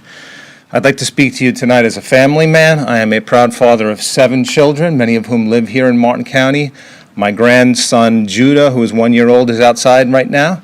My second grandchild, Rosemary, was just born 5 days ago. My daughter, Julia, is getting married. She lives in Virginia, and she's going to be raising a family, and she will be coming to visit us in the future. So just paint the picture. This is a lifestyle decision for many of us. And if I have to go pick up Julia's family at the airport, I have to drive to Orlando. There's going to be traffic. There's going to be hassles. I get there. The flight's delayed. I'm circling around for another hour. Then they get in the car. We have to drive back an hour and a half. We go to my house. Versus they get on the train. They come here. I drive down there, meet them there. It takes me 5 minutes. We go to a leisurely dinner in downtown Stewart. This is a lifestyle decision. Secondly, this will benefit businesses in downtown Stewart. And I'm advocating for the Martin County train station in downtown Stewart. The reason is this is an investment. And whenever you do a real estate investment, the 3 words we all know, the 1 word you repeat 3 times, location, location, location. Downtown Stewart has been voted the best town in America over and over again over the past 5 years. This will be the icing on the cake. The fairgrounds, there's nothing there. It doesn't make sense to me. There's nothing there. We have this amazing downtown. This is where it makes sense. It also is a great investment for you as county commissioners to increase the tax base, because we know the other stations that have been built around the railroad in South Florida, their property values have significantly increased. That is going to do wonders for your tax base. You're going to be able to do more great things in the future. This is a win-win for everybody. I know you're going to exercise great leadership and make a wonderful decision by passing the Martin County Bright Line Station in downtown Stewart. Thank you, and God bless you.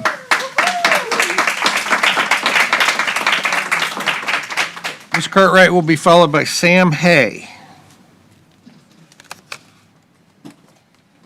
Good morning, Commissioners. Thank you for the opportunity to speak, as I cannot stay for the meeting. But have I got a business proposal for you? Like Brightline, the issue is not my business, it's how you're going to pay for it. So picture Brightline with as many flaws in the plan. I would like to rent 4 parcels for $1 a year each for 40 years guaranteed, with a 40-year option to extend it. But don't offer that to any other businesses, and especially not any local businesses. I need these parcels to be in prime locations, nothing on the outside of the county. I want prime real estate on a street that's currently rated D by the Florida Department of Transportation. I want you to pay for my build-out, the whole thing, and I am not going to contribute a penny.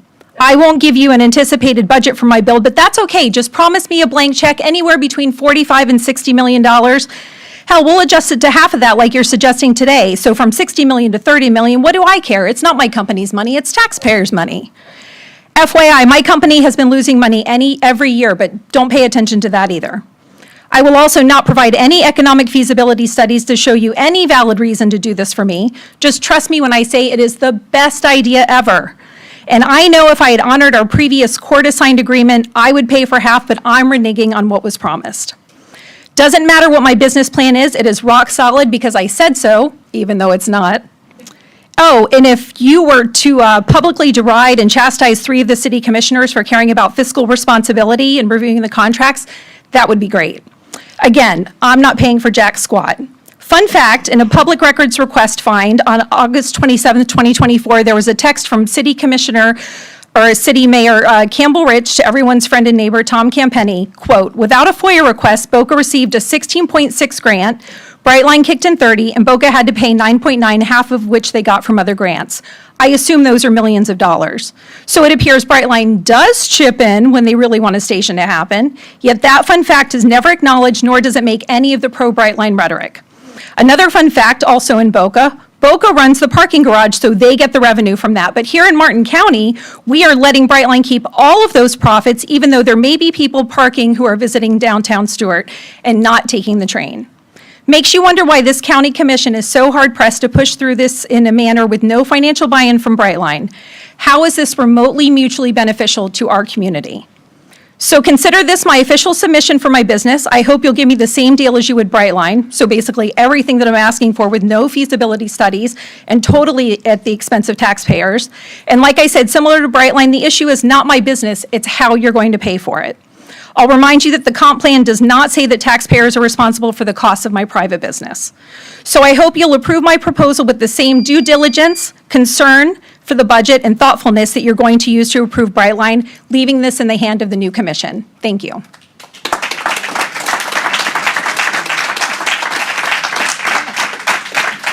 Sam Hay is followed by Walter Lloyd. Good morning, I'm Sam Hay, I live in Port Salerno. It's my understanding that you have on your agenda for today's meeting several proposals for substantial changes to our comprehensive plan. I urge you once again not to make major changes to further emasculate the comp plan.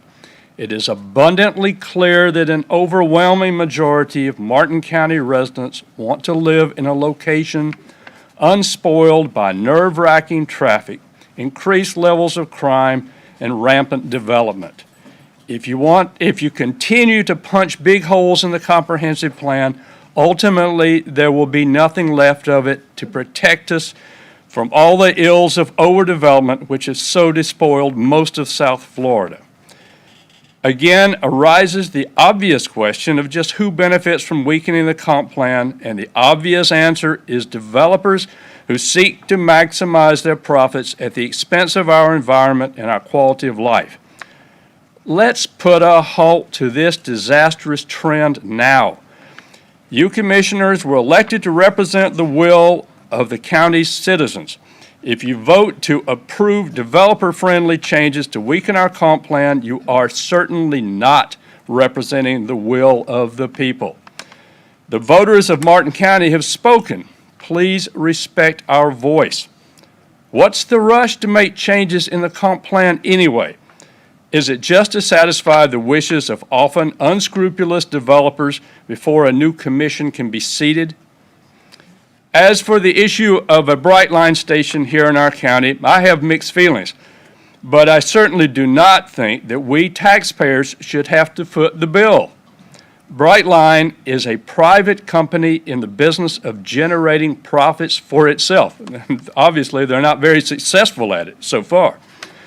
The public should not be expected to subsidize this company. Please do not allow this to become yet another giveaway to those in well-placed positions at the expense of the rest of us.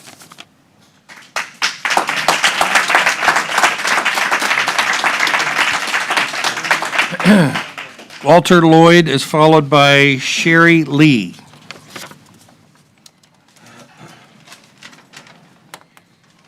Morning, Commissioners. I'm Walter Lloyd.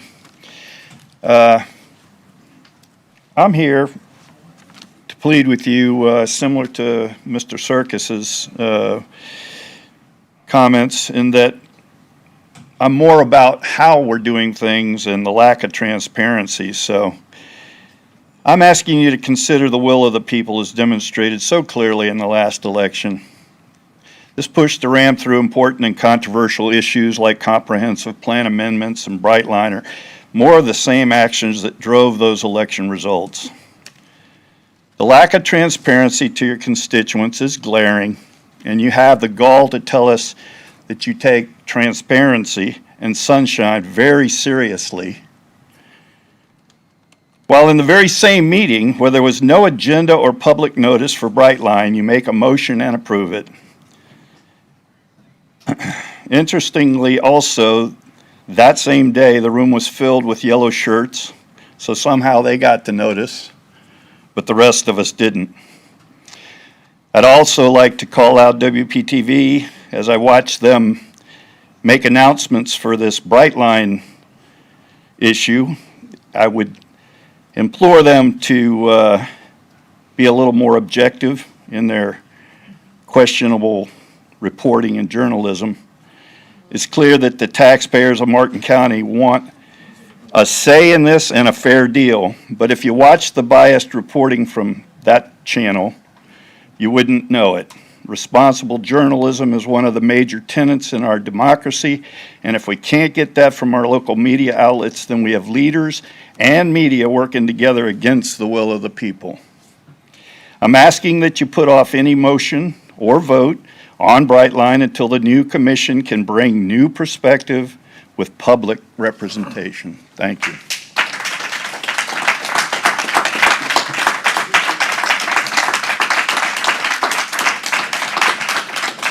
Sherry Lee will be followed by Belinda Giles. Galels. Morning. Hi, everybody. Sherry Lee. I'm a Martin County resident. I'm a Stewart business owner. I've been following the train station ordeal since it was rescinded. I think a lot of us were shocked and perplexed. I think this body has done a very good job running this county. I think this whole process has been transparent. We're not getting like magic notices about what's going on. Everybody knows to show up. I just want to make a couple comments more to the people that are talking about all these fear-mongering things, you know, oh, we're not going to get the money, the grants. We're paying taxes to get the station. If we get the grants, that's great. I think we just need this amenity. Is it an amenity? Is it a utility? I think it's both. Nobody wants a utility pole, but they want the electricity. Nobody wants to pay for parks. They don't make a profit, but we need the parks.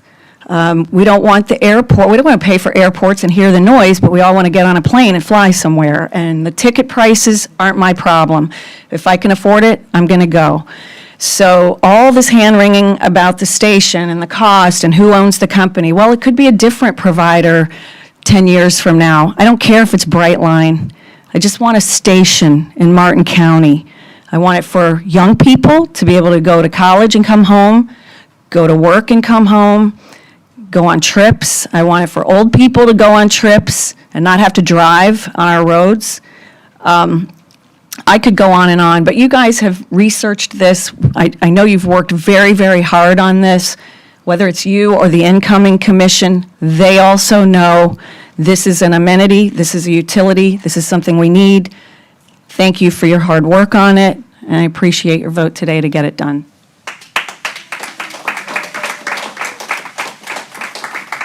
Belinda Galels.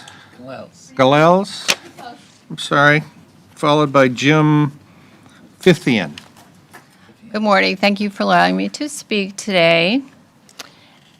I have to agree with the gentleman that spoke about the comprehensive plan. At one time in this county, when I moved here years and years ago, the comprehensive plan was sacrosanct. It was very, very important that few changes were made to it. And unfortunately, I have to agree with him that I see many changes being made to that. I'm going to thank one of the commissioners here who sends me a monthly newsletter.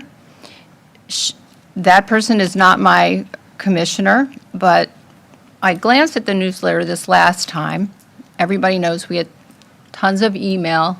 Normally I take a look and delete, but this time some things caught my eye, so I'm just going to read right from this newsletter. And the bright light thing, I don't have a dog in that hunt, but I think when we're here making comments that the people in the room should be, the people in the audience should be polite and not say derogatory things if they disagree with those people.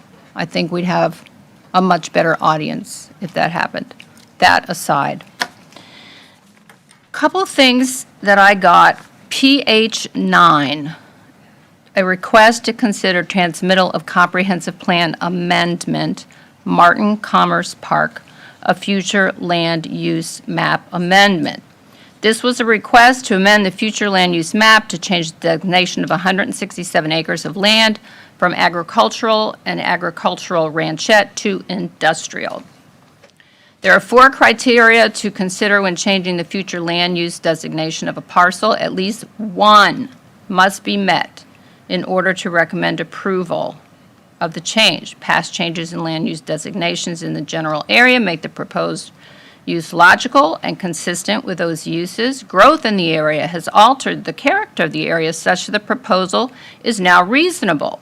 The proposed change would correct what would otherwise appear to be an inappropriately assigned land use designation, or the proposed change would fulfill a public service that enhances the health, safety, or general welfare of the county residents. And I think this is a catch-all phrase that you all are using for many of your proposed things that you say, okay, we're going to do this.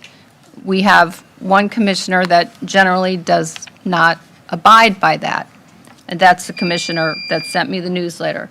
I did send this to my commissioner, and I have not yet received a response or an appointment, which I would really like. Thank you. Okay, Jim Fithian, followed by Mr. Tadistolfi.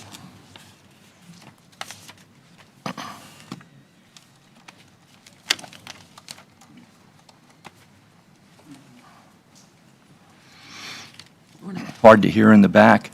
Hi, my name is Jim Fithian. I live in Palm City, and I'm a concerned resident about the Bright Line. First, I wish that all decisions at this point regarding Bright Line were made after the 2 new commissioners were put into place. I think that's really important to hear what they have to say as well. I just wrote down 6 or 7 things. I don't think any of them at this point are original to what's been said today.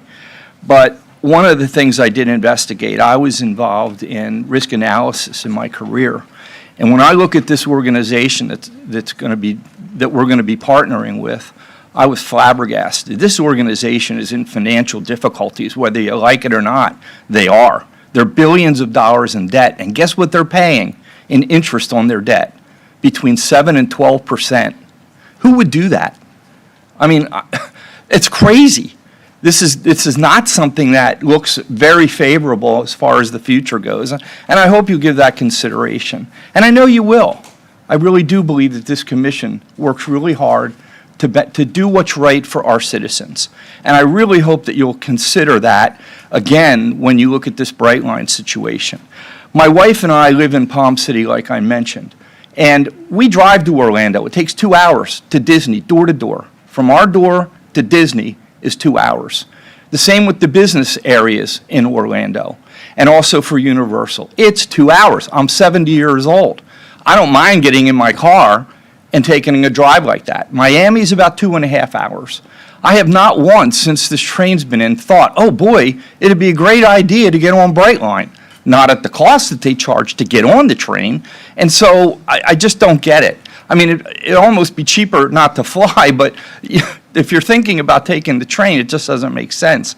I think there's also, people are thinking that, oh, all kinds of people from Miami or Orlando are going to stop in Stewart. Guess what? We're dreaming, okay? You might have a few people that'll stop, but they're going to Orlando, okay? Or they're going to Miami. They're not thinking Stewart when they get on that train. They're just not. So a couple of the things that I wrote, the ridership is low. We already know that. You would think that they would, if things were great, that they'd have high ridership. They don't. And they're financially unsustainable. They're in a bad financial situation no matter how you cut it.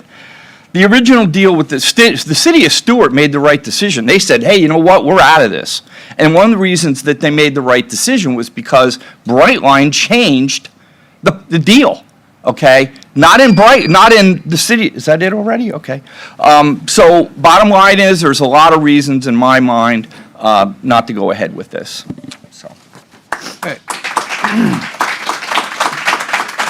Mr. Stolfi will be followed by Tammy Mazzota, and that's my last speaker form. Good morning, Commissioners. I'm Ted Astolfi with the Economic Council of Martin County. I have an 11 o'clock, so I had to come for public comment, so thank you for getting to me. I just wanted to come because I can't be here at 11 o'clock to thank Commissioner Jenkins and Commissioner Smith. I've worked with both of you for your entire careers, going to New Hampshire to look at Pease Air Force Base. Your commitment to economic development, Commissioner, has been unwavering.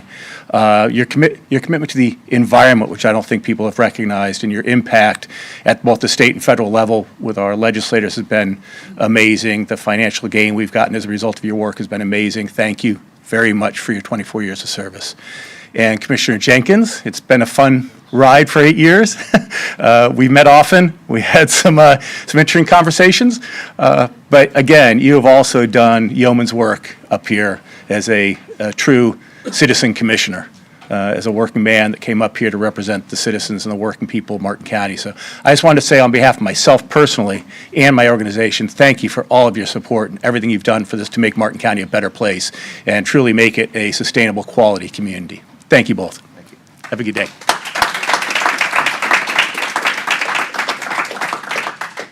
Tammy Mazzota.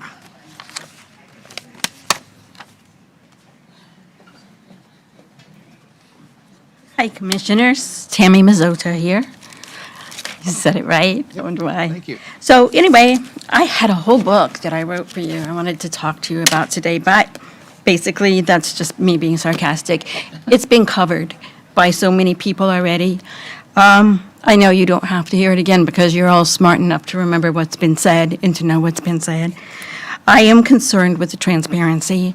I understand that you're not the only people in this room that are responsible for the transparency, but you're the ones who get beat up for it. And my suggestion is to make sure that your staff is on board with transparency. As far as the meeting last 2 weeks ago when you had your last board meeting, sneaking in the bright line, it was not very cool to put that in as a vote for today. As a retired person, I'm concerned with my taxes. I'm not against the station at all. It'd be great to have a station. But as you've heard, it's not fair for us to pay for the station, for our taxes to go up. Some people that are retired are on set incomes. And as other people said, it puts other people in the spot. It causes a financial strain on a lot of people. I'm not going to stand here and insult you or say anything derogatory towards you, but Stewart Commission didn't pass this for a reason. And I really wish that you would look into their reasonings and listen to the people on both sides. I understand people want this train. I would benefit perhaps from having a train, but not for the cost that it's going to cost me. Please think about this very seriously. I'm disappointed that it's come this far and it popped up like this. I would have been here last week or last meeting, but don't let us down, okay? And for our two leaving commissioners, thank you for your services. And I wish you well in your futures, okay? Everyone else, thank you. Thank you for your time. Thank you.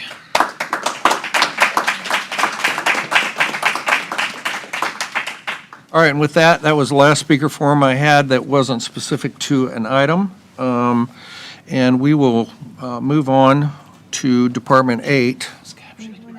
No, you want to just keep trudging through and get this done? Okay, let's take a 5-minute break so we can get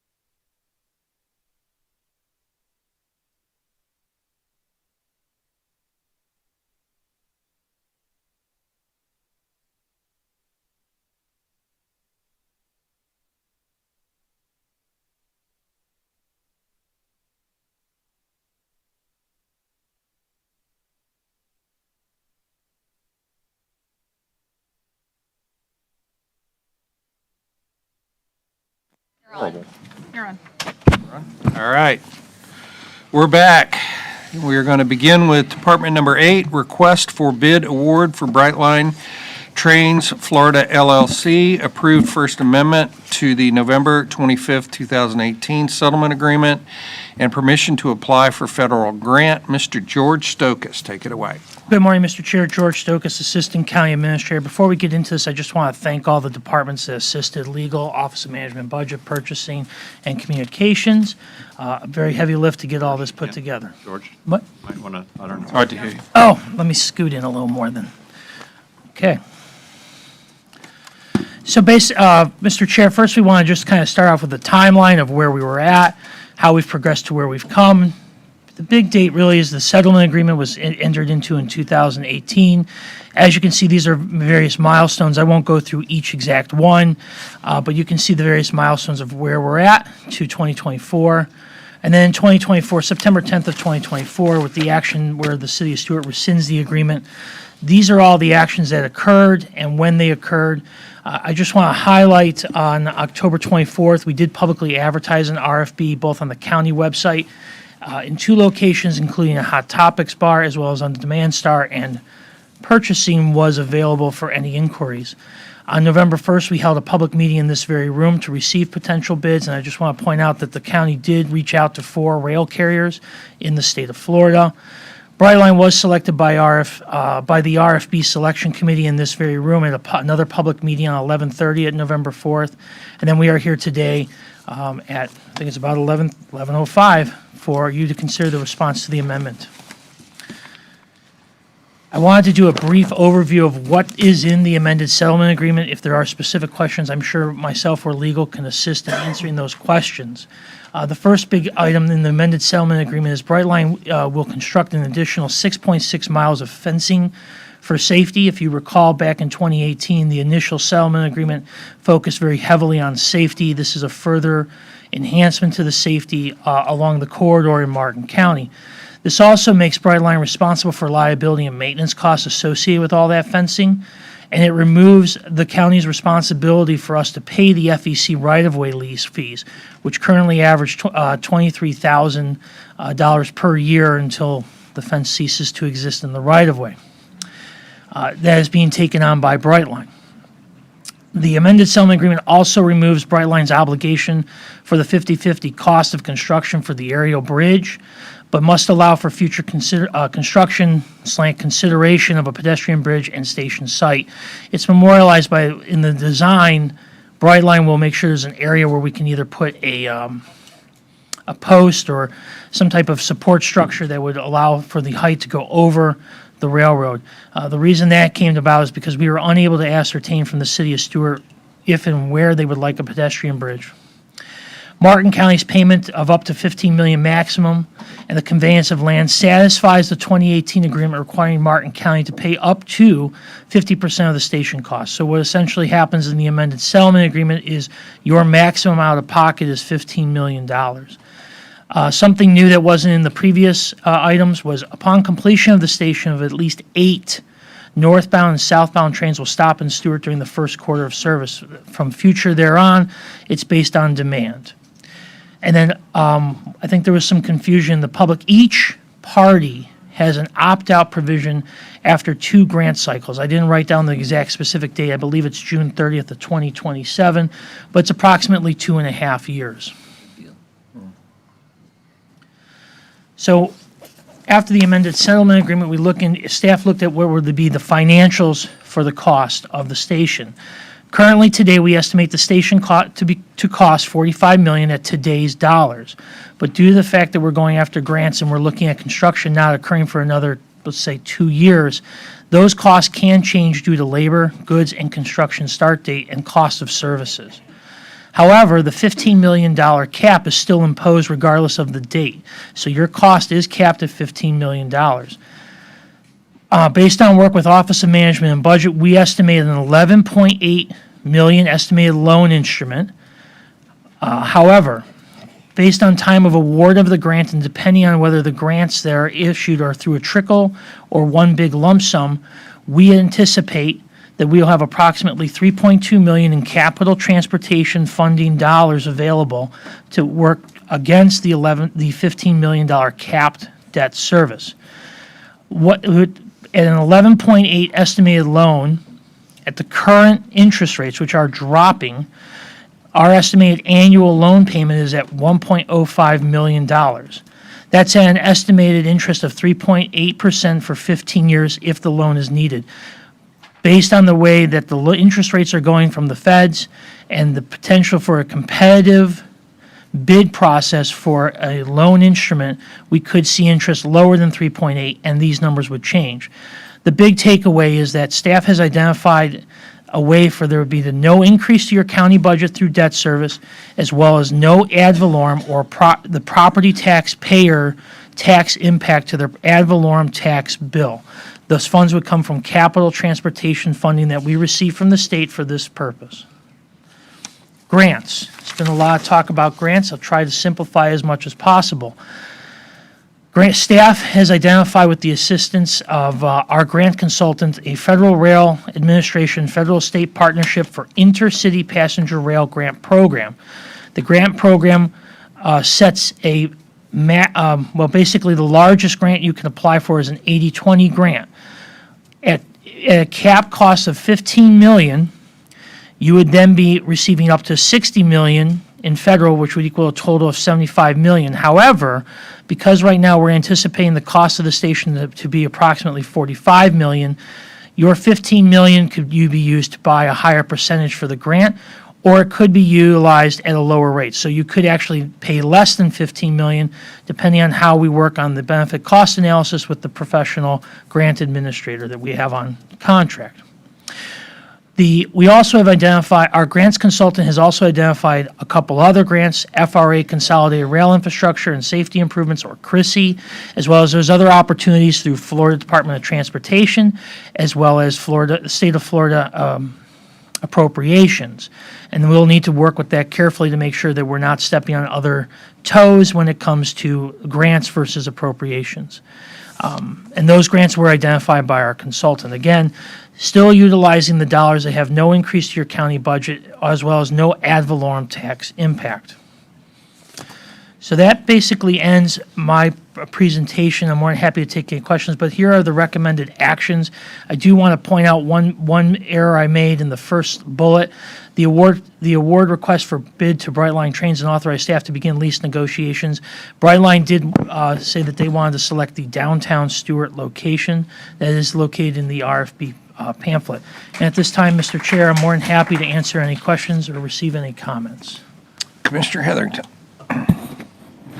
Yeah, George, in the agenda item, it talks about the pedestrian bridge, and in your bullet point, you pointed out, and I watched the City of Stewart, it says it removes the $47,600 maximum for an aerial easement fee with the FECR, as well as the requirement that Brightline equally share the construction costs of the pedestrian bridge.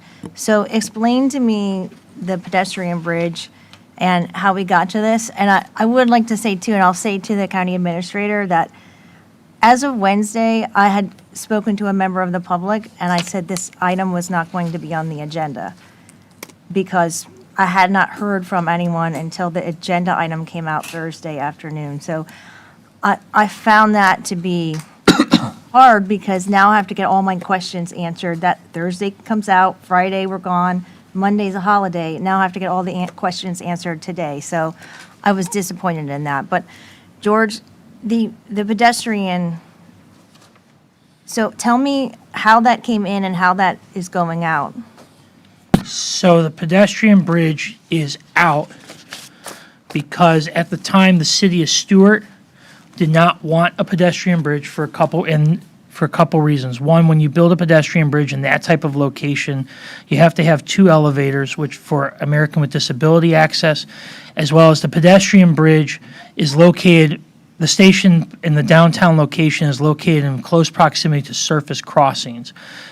The other consideration is that location is located in a qualified census tract area. So if, based on the settlement agreement, if we were to apply for grants, the federal grants cover 100% of those costs. They don't cover the operations and maintenance, but they cover the capital costs for those stations. And at the time, without the city wanting to take on the O&M of a $14 to $20 million pedestrian bridge, with no plans as to where the pedestrian bridge would land in Stewart, the parties at that time decided that it would be best to just reserve a spot on the downtown site and then address the pedestrian bridge as need came about, and then where the exact locations would land, where it would basically leave from the station, as well as land on the city of Stewart. The other big change happened when there was the possibility of not having a parking garage. So at this point, I don't even know if you would be able to build an aerial pedestrian bridge over the right-of-way without there being a parking garage, and whether you would have enough property on the site to get over into Stewart. Because you have to get over, I know the train cars are like 14 or 18 feet, so you have to have at least an elevation of 20 feet to get over those rail cars. So if the downtown area is selected, then there's no plan for a pedestrian bridge? The pedestrian bridge is put on pause. We're not saying there's no pedestrian bridge. It would have to, would like to think that the city of Stewart and the county would get together to best determine the site of both the takeoff and landing of the bridge, and where it begins, where it ends, where it's starting and going. But in that area, it's in a qualified census tract. So there's no, it's 100% funding. So there's no, and based on the settlement agreement, we both share 50-50, and if the match is zero, then I think staff was under the position of there's zero match on either side, so we would allow us to take the time to plan that. So we can get a grant basically for a pedestrian bridge in the future, is that what I heard? Yes, absolutely. Is there a pedestrian bridge planned anywhere else in the county? No, Commissioner, there is not. So the original bridge concept was that there was the concept was if there was a parking garage on the west side of the tracks, it would enable you to connect across. For instance, at one time, the city was talking about some parking garages near the Triangle and other areas. And so the point was that the original concept of a pedestrian bridge would link across the tracks, whether there was a station there or not, and maybe get to the downtown section of the city of Stewart. When we were negotiating initially on this project and discussed the pedestrian bridge, the city, as Mr. Stokas pointed out, didn't find that as a critical need in their original discussion. So at this point in time, we thought that until we actually know where exactly you need a pedestrian bridge, you need to have 2 points, a good destination to get to and a place for people to use it. Otherwise, as we've seen in the past, you build a pedestrian bridge and nobody uses it. They still walk across the tracks, et cetera. So I think our thought is that given Mr. Stokas is a consultant on grants, that we would have a good chance of getting grants to help us with a pedestrian bridge in the future. We first need to know where we need to put it. And since there's no plans anywhere to put a pedestrian bridge, it wasn't worth talking about right now, especially given the propensity to fund it if you have a good location. We haven't applied for any grants for any pedestrian bridges. We have not, because we don't have a location for one. I think Sarah wants to say something. I just was going to reiterate what Mr. Donaldson said, Sarah Woods, sorry, County Attorney, that in 2018, we were really dealing in really abstractions, and so the pedestrian bridge that's in the original settlement agreement didn't actually have any particular location. We were just trying to project what could be needed. So it's a different situation under the current circumstances. Okay, thank you. And then, as for the 15 million, when we were originally talking about this back in December, and I certainly support the RFP and us moving forward with the Brightline Station. However, it's very unclear, the 15 million, when we discussed this several months ago, we're going to apply for grants for our 15 million, correct? We are applying for grants. Our 15 million. Or up to 15 million. We're applying for a grant up to, at this time, 45 million.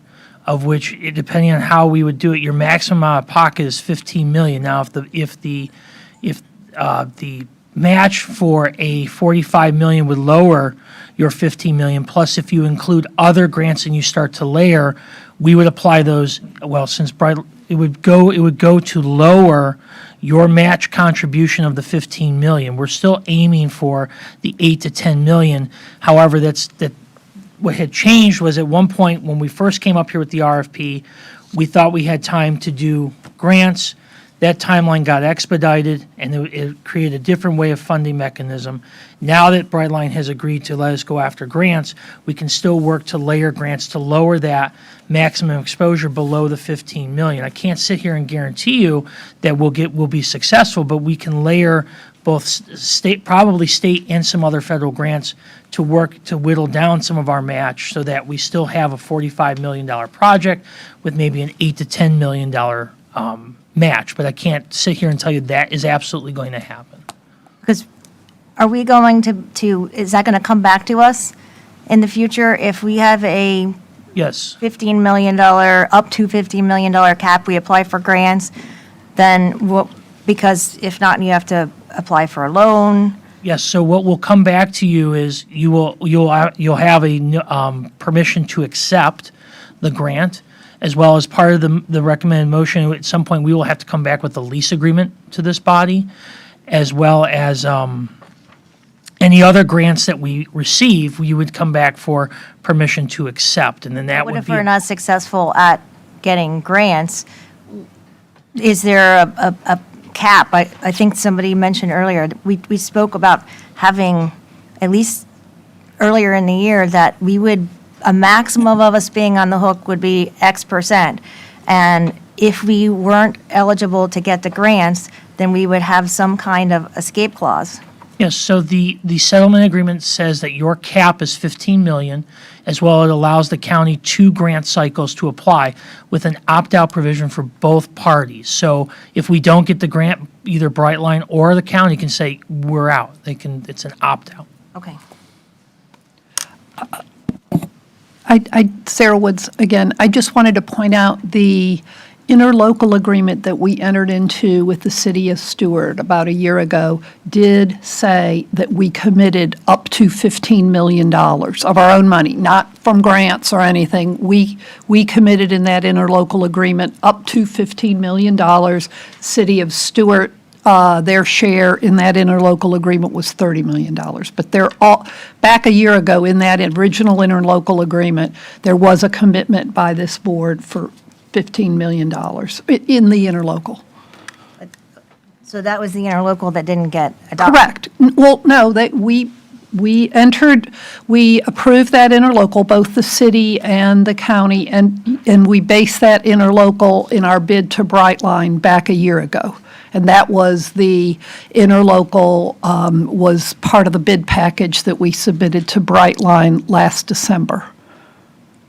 So I guess it's a simple question. If we enter into this agreement and we are not successful getting grants, do we have a clause to exit the agreement? Yeah. Okay. Yes, ma'am. Maybe it would help. That was a simple question, simple answer. Okay.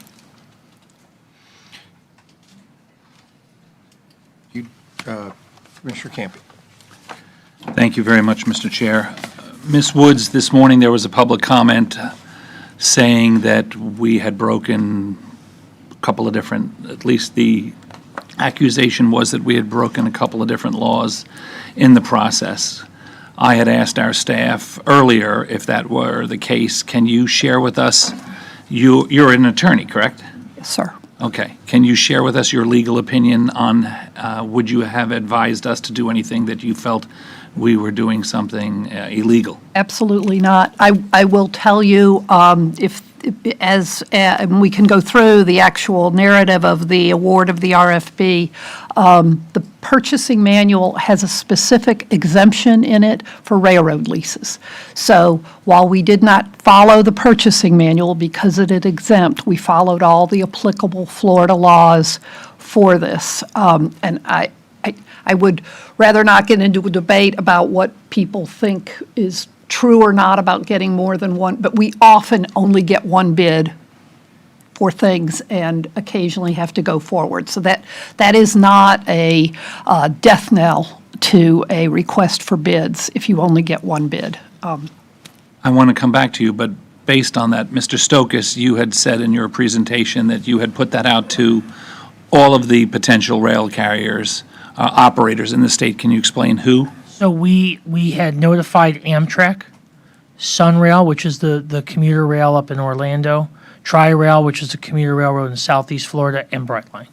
And if you look at the packet, we had five individuals pull the RFB, and we had one respondent, and that respondent was Brightline.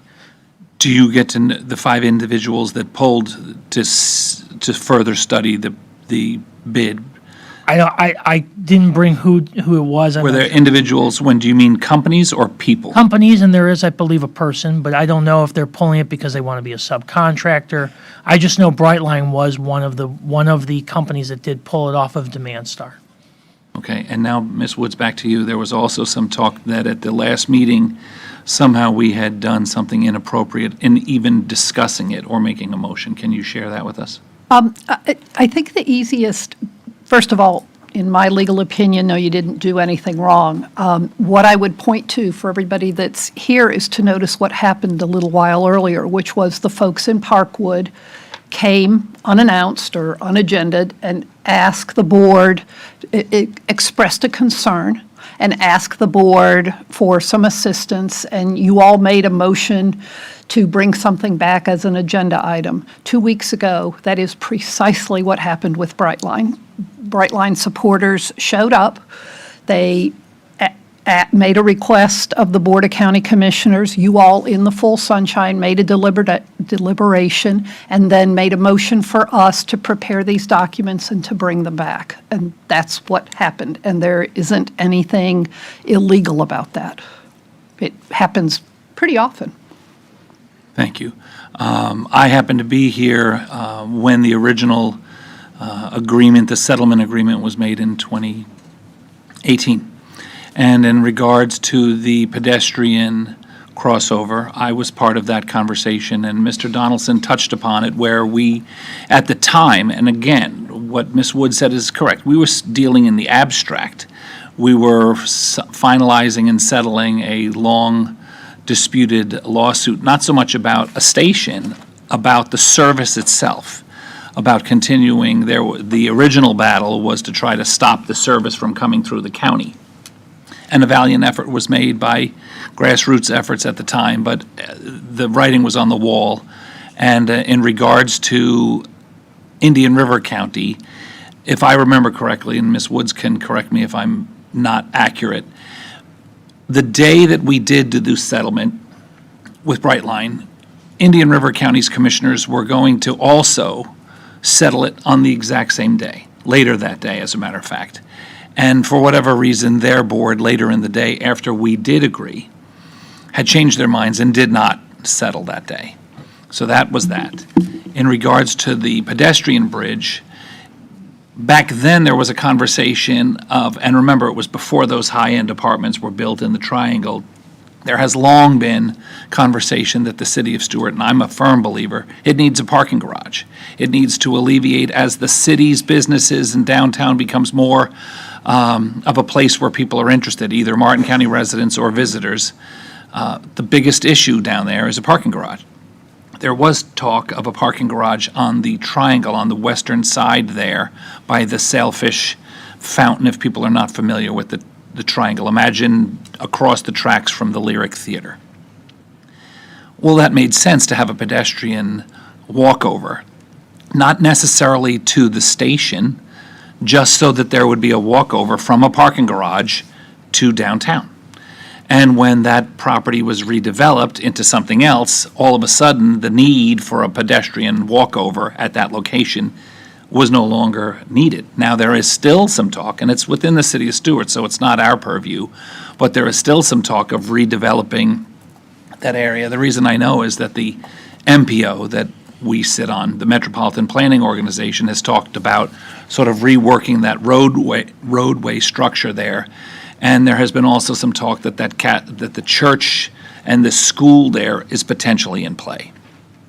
Maybe a parking garage would find its way there in the future, and then the conversation about a walkover becomes, again, an issue.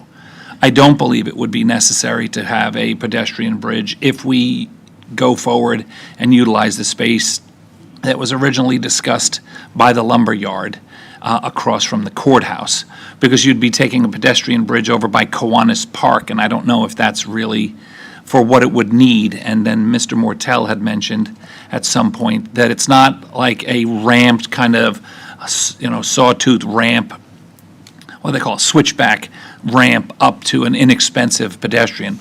It would require elevators. It would require quite a bit of extensive maintenance, and so I'm not opposed to having that be put on the back burner. The two locations, I get that the original location in the city of Stuart there in that parking lot is obviously within walking distance of downtown.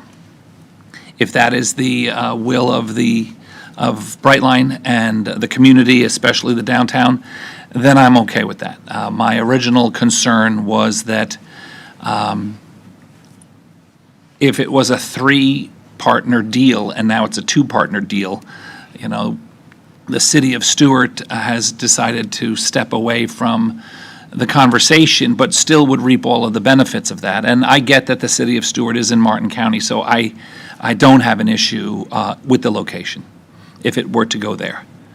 The final thing that I would say in terms of grants and who's paying. The grant, we've heard this morning, and I've heard it elsewhere, that, well, look, you were denied your grant, a portion of the grant for the bridge.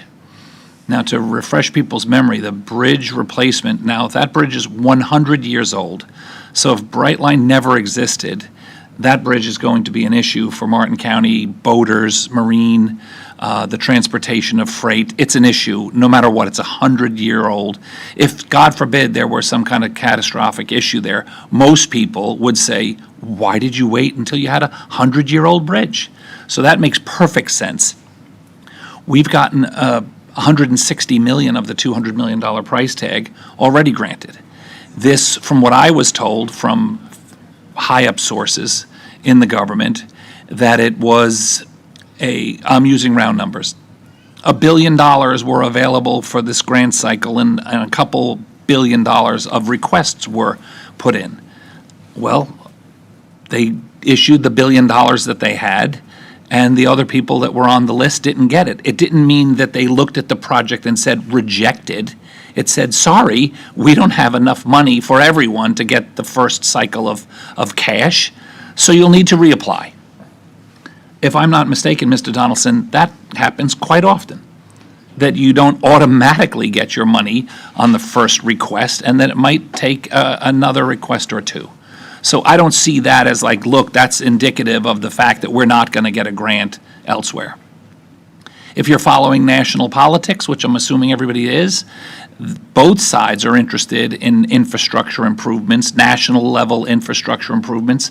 I've been studying and listening whenever I hear of anything about train stations or train systems in other states, other countries. I personally believe it has to be the wave of the future as our infrastructure and the costs of continuing to maintain the Turnpike and 95 and all of our infrastructure. As more and more people move to Florida, whether we like it or not, we're going to have to look at something other than get in your car and drive there.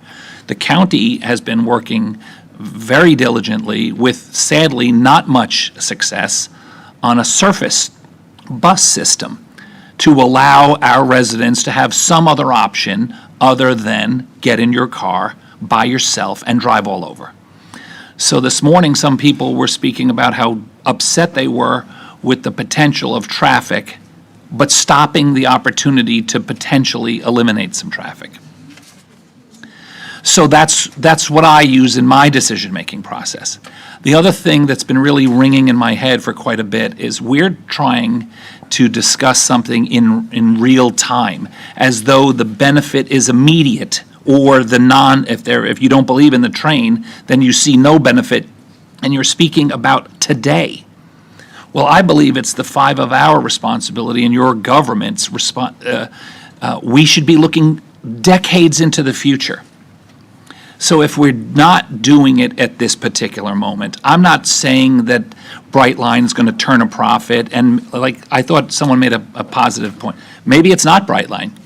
Sorry, gentlemen, maybe it's something else in the future, but we don't know what that is. I don't think that mass transit and train system travel is a dying industry. I don't believe it is. Now, people might struggle with how to get it to work or not, but I think it's going to be necessary into decades into the future. When we sit on the MPO and we're talking about creating new roads or enhancing new roadway systems, we're out to like 2040, 2050.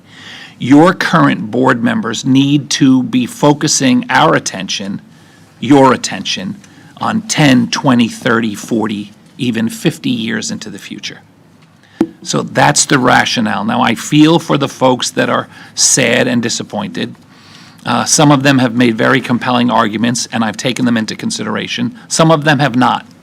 I don't believe that the Brightline passengers, the system will be a conduit for unscrupulous characters to come from the south or the north to come here and somehow start robbing us.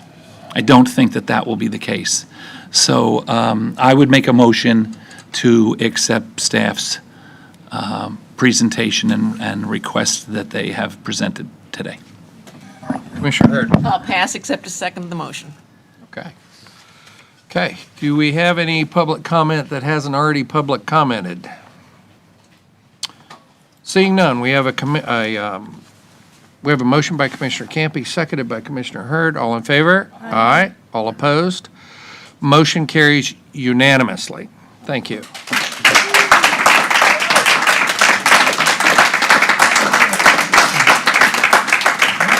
So what I'd like to do before lunch is squeeze in our affordable housing, PH 6. Mr. Ranieri, I hope he's still here. He's not? Oh, yes, he is. I see Yeah, him he's still there. here. And then do our 11 o'clock preset. I think so. What's the number of the first one? Page 6? PH 6, yeah. I just went right. And I'm sorry, guys, I thought this was going to go a little faster than it did. So. You see how I went from the thing and then just went right to the motion? Yeah, I was after sensing. 20 minutes of just, Can I just, create I wanted to kill myself. I actually had my, I was cocked. I was cocked and ready. I was cocked and ready. I'm creating a record. Oh, we're on. That's fine. That's fine. Everyone knows you're trying to stab me all the time. Okay. Did you run? Are we already introduced? We actually are still online here, so. Okay. This request is pursuant, Carla Segura, real property manager. This request is pursuant to board's direction for discussion and direction concerning 2 recently vacated county-owned properties that have facilities on them that were prior long-term leases, and 1 vacant parcel located on Southeast Lake Drive in Banner Lake to potentially be for affordable housing. This was posted as a public hearing due to the potential of revising the resolution for the affordable housing, and it was advertised pursuant to Florida statutes on November 3rd, and the possibility of also revising the surplus property resolution. The 2 parcels that had the long-term leases on them were recently terminated. General Services collected the keys and inspected both properties and determined that both buildings, for safety sake, needed some standardized renovations, so they requested a proposal. The Palm City property proposal came in at $13,608, and the Indiantown property came in at $10,804. These proposals would include things such as building assessments, ADA compliance, moisture evaluation, and some other associated tasks. The Boys and Girls Club facility in Palm City is located on the corner of Southwest Martin Downs and Southwest Map Road, as in and is within the Old Palm City CRA. The parcel is about 1 acre and includes 2 structures, a concrete block building with over 6,000 square feet that was built in 1961 and a small 900-plus square foot that was built in 1984. The property appraiser site shows that the the total market value of this property is $721,100, and the parcel is zoned PS1 and Old Palm City CRA. Some of the potential uses are to place it on the surplus list with a revised surplus resolution and either auction it off to the highest bidder or prepare an RFP or something of that sort for sale or lease of the property. The county could also lease to a nonprofit or retain the property for future county purposes or any recommendation that the board sees fit. The IRSC property was within the village of Indiantown, and prior to the IRSC lease was the location of the Indiantown Fire Station. Indian River State College modified and made significant changes. They terminated their lease due to their new location that they built on Citrus Boulevard. This facility that is now vacant is at the corner of Southwest Osceola Street and Southwest Indian Avenue. The site is approximately 3/4 of an acre and includes a 4,000-plus square foot building. The property appraiser shows the total market value of $665,150. This property is a valuable county asset to which several not-for-profits and government groups have expressed interest. That these include Martin County Tax Collector, the Village of Indiantown, and the YMCA of Indiantown. This property also could be placed on the surplus resolution and/or auctioned off for highest bid, sold at an auction, sold to one of the not-for-profits or government entities, or retained by the county for future county use. Could also be leased to a not-for-profit or to prepare an RFP or any other direction by the board.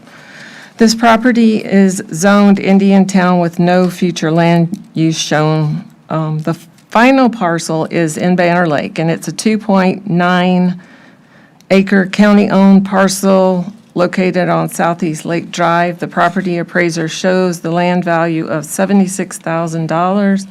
The county obtained the parcel in 2007 as part of an exchange with the Pine School, as the county vacated approximately 1.95 acres of right-of-way for their development. In 2022, a public request came in asking the county to designate the parcel as a historical site. The board directed staff to investigate, and we looked through the state of Florida and found that in 1995, the northern portion had its designation as with a historical significance. So an archaeological assessment survey of the property defined 2 separate sites. The first site, which is the northern portion of the property, represents a large black earth-midden portion that would need to have a 25-foot buffer around it or could potentially relocate by any proposed development. This second site had no significant history or any, and was ineligible for nomination. Should the board determine to place this property on a revised resolution for affordable housing, the board would also need to determine how we would handle the findings on the archaeological assessment. As previously discussed, the Community Land Trust is very interested in developing the property for future affordable housing. If there's any questions, I'll be happy to answer. Commissioner Campy. Thank you very much, Ms. Segura. I think that we have to, at least in my mind, I'm thinking about these properties very individually. And I can speak to the property in Palm City most specifically. It was originally a Martin County Fire Station that many years ago Commissioner DiTerlizzi and probably Commissioner Smith at the time, and Commissioner Weberman and a couple others. I don't know if Commissioner Hurd she was on the board at the time, made a deal with the Boys and Girls Club to make it a Boys and Girls Club. And the Heisinger family put up the money, as they have done many, many times throughout the county, contributed money to turn it into a Boys and Girls Club. I do remember, either as a early commissioner or as a resident, going to the ribbon cutting for that location. Now that they have moved on to their beautiful facility in Martin Luther King Boulevard in Stewart, that property became, they didn't need it. I know that there's also a corner lot there that's a small insurance company. And then if you turned onto Map Road heading south on the eastern side, there's a vacant lot that's sort of in play, if you will. So I don't necessarily see, and I'm a big proponent of affordable housing, I don't know if that small parcel, because what bisects the small building that was called the Club, it's a little yellow house to the east, is a sort of a storm retention pond or something that can't be moved. Right. So that sort of, decreases the concept of a full rectangle. But in my opinion, I don't see putting apartments directly on the sidewalk within Martin Downs Boulevard is great for affordable housing as like a good location for that, as well as the best use for us. Now, in terms of turning it back into a property that we would lease to a not-for-profit, I'm a big proponent of not-for-profits. That, again, would not be an ideal strategy, in my opinion, for the future of that site. I think it should be classified as surplus and then put up for auction to allow it to be part of sort of the Palm City business, not district, we don't call it that, but as Map Road, through the efforts of our CRA, and anyone that has driven recently down Map Road has seen there is exactly what we've always wanted from our CRAs. If you build it, they will come. They're coming. There's been rejuvenation of existing businesses, there's new businesses, there's a lot of very positive activity happening on our main street, if you will. And I think that the site of the former Boys and Girls Club and sort of that corner now, if you will, that's the southeastern corner of Martin Downs and Map, could also work and highlight and move us forward in that regard. So that would be, can we break this item? Can we break these into separate items? I would make a motion that we add the Palm City site as a surplus piece of property to be auctioned off back to the private sector. And what happens to the proceeds? Well, the proceeds, then, I'm open to suggestions. How about we put the proceeds into the Martin County Community Land Trust? Fine, Okay? Love it. Is that the motion? yes. Okay, second. Well, And then before I yield my time, I would say, in terms of the Indiantown portion, I think since we have the Indiantown's first mayor and current mayor, we need to hear from them on what we need to do. And then behind them, I see the father, like, I guess the stepfather of the, what's your little baby's name? County Community Land Martin County Community Land Trust. I'd like to hear your thoughts on that. Okay. All right, so we have a motion by Commissioner Campy, still. seconded by Commissioner Hurd. Commissioner Smith, did you have something to add to that? Prior to Commissioner Hurd. Okay, are you good with that? Yeah. Okay. All in favor? Aye. All opposed? Motion carries unanimously. And my light was on because I think that I'm okay with the recommendation for Banner Lake. But I also think that I'd be in favor of, in Indiantown, of selling that and taking the proceeds and putting it into the land trust also. Okay. I don't know that this site, like the Palm City site, just doesn't seem like it's suitable for affordable housing. But I'd like to hear what they have to say. Yeah, Okay. that's Okay. why they're here.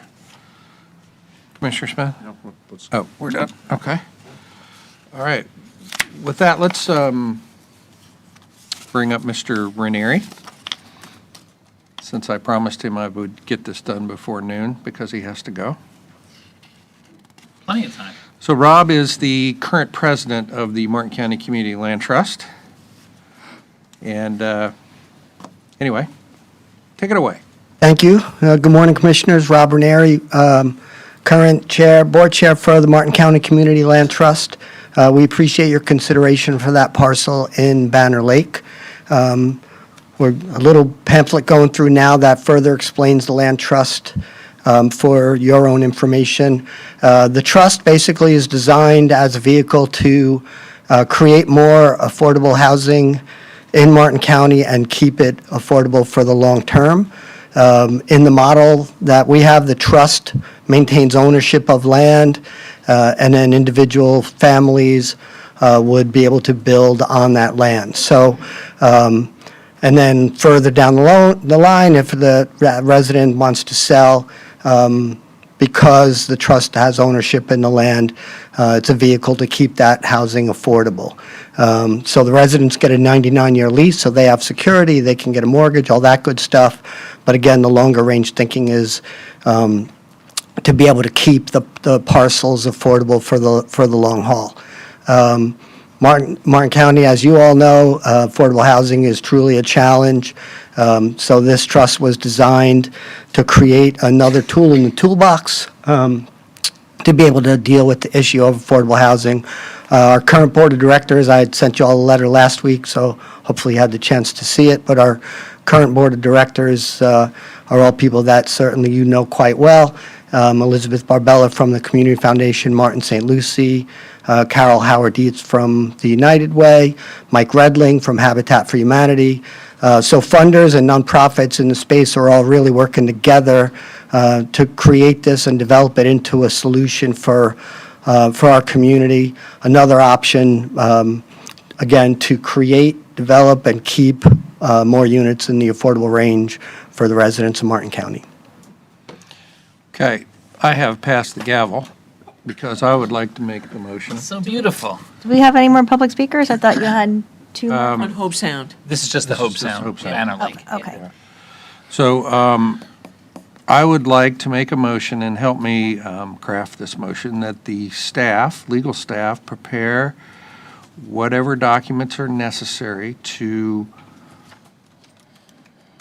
transfer the ownership of this property to the Martin County Community Land Trust with all of the proper reverter clause and performance measures that we have discussed for years, actually, on this, and what would be appropriate for this. I mean, this property we've been talking about even before we actually got the land trust put together, was the literal stepping stone for the Martin County Land Trust to actually get off the ground.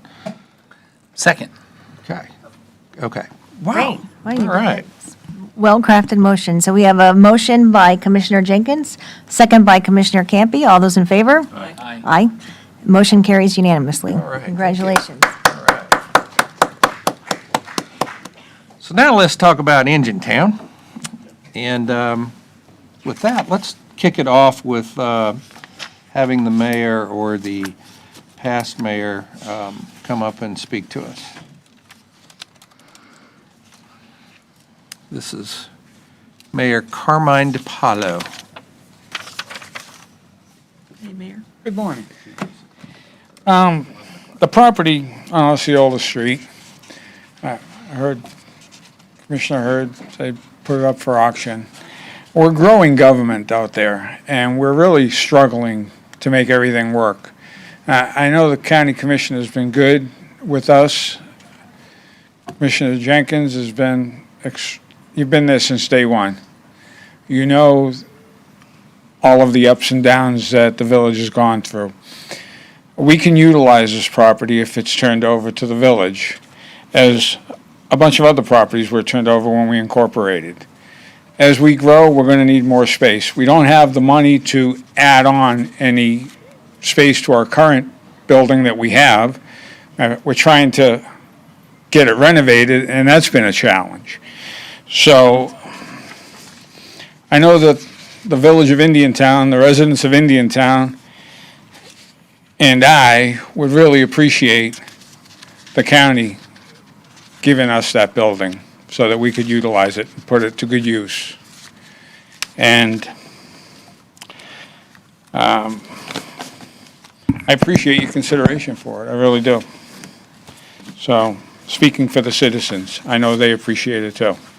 So, I know there's a lot of things that we can work on together, and that's been my mission from day one, that the village and the county form a bond, and we have.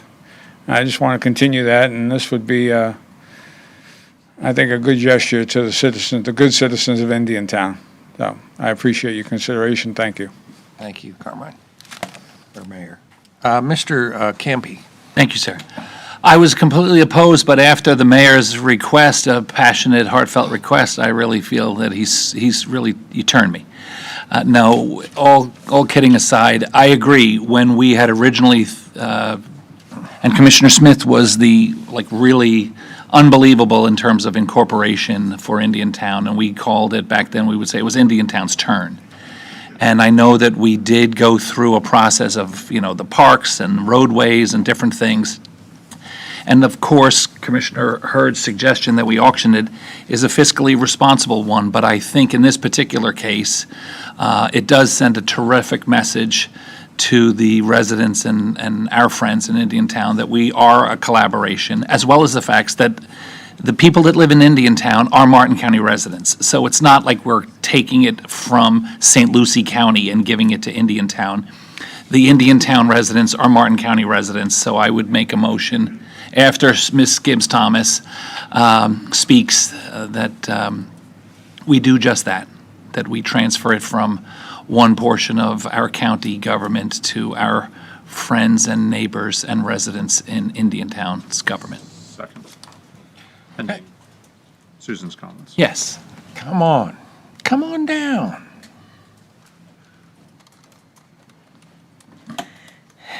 Good morning, Chair, Vice Chair, Commissioners, and staff. My name is Susan Gibbs-Thomas. I'm a resident of Martin County, and I live in Indiantown.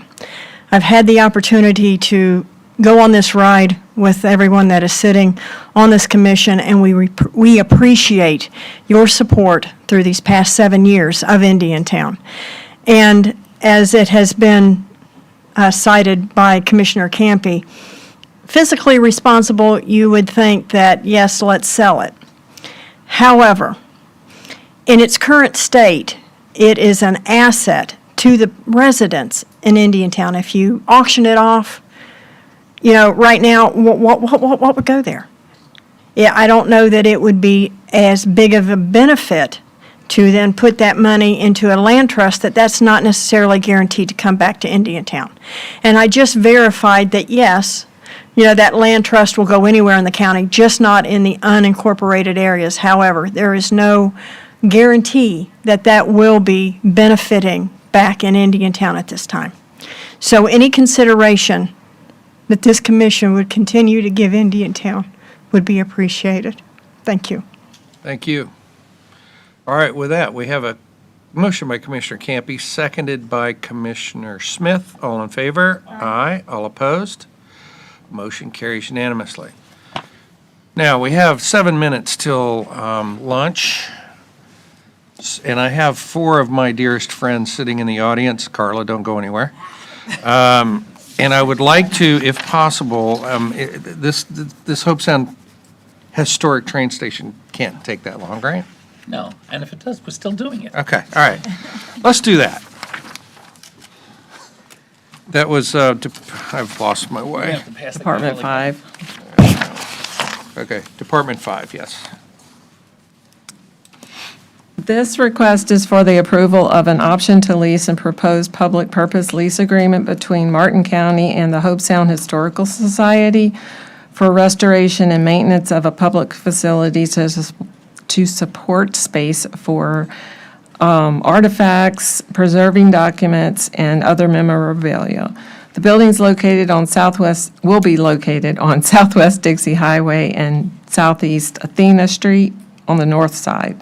The building, which will now be referred to as the Historical Hobe Sound train station is being relocated to county-owned property and is within the Hobe Sound CRA.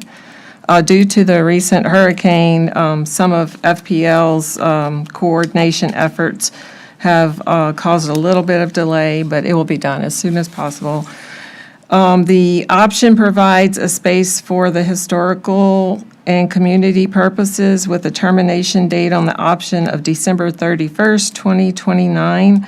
But before December 31st, 2025, the Historical Society will submit a county review of a design development and scheduling, which will also state the renovations and will be completed 1 year from the date the lease is executed. By December 31st, 2028, the certification of assets will be submitted of no less than the full amount of the development cost. The lease has to be exercised by January 1st, 2030, and will provide a 25-year term with 2 10-year renewal period. Recommendation is that the board approve the option and adopt a resolution approving the lease agreement upon satisfaction of all requirements with final approval by the county attorney's office. If there's any questions, I think Pat Martin was supposed to be. Pat was going to prepare this very elaborate PowerPoint thing and song and dance, and we've had this conversation about what we're been trying to do with the train station for many years now, and I really told Pat that we just need a brief description of what our community goals and objectives are with this, and has been for many years, and maybe one of these days it'll actually get moved so we can put our plans into play. I'm Pat Martin. I'm the treasurer of the Hobe Sound Historical Society. We've got our president, Paula MacArthur Cooper, and our media specialist, Elizabeth Martin, in the audience, as well as a neighbor, Bob Steiner. Just to be clear, this is about an old train station. This is not about the Brightline train station. So don't come at me when I walk out of here. We started the Historical Society in 2017. We're a 501c3. You can go to our website, hobesoundhistoricalsociety.org. We have an email, hobesoundhistoricalsociety@gmail.com. We're legit. We've been working on a project with the vintage streetlights in Hobe Sound. We raised the $15,000 that it's going to take to restore the 10 streetlights in about 2 weeks, so we're pretty good at raising money. Our problem now is we can't do that until the train station's in place and the county finishes doing what they're going to do, so we can come up with the budget.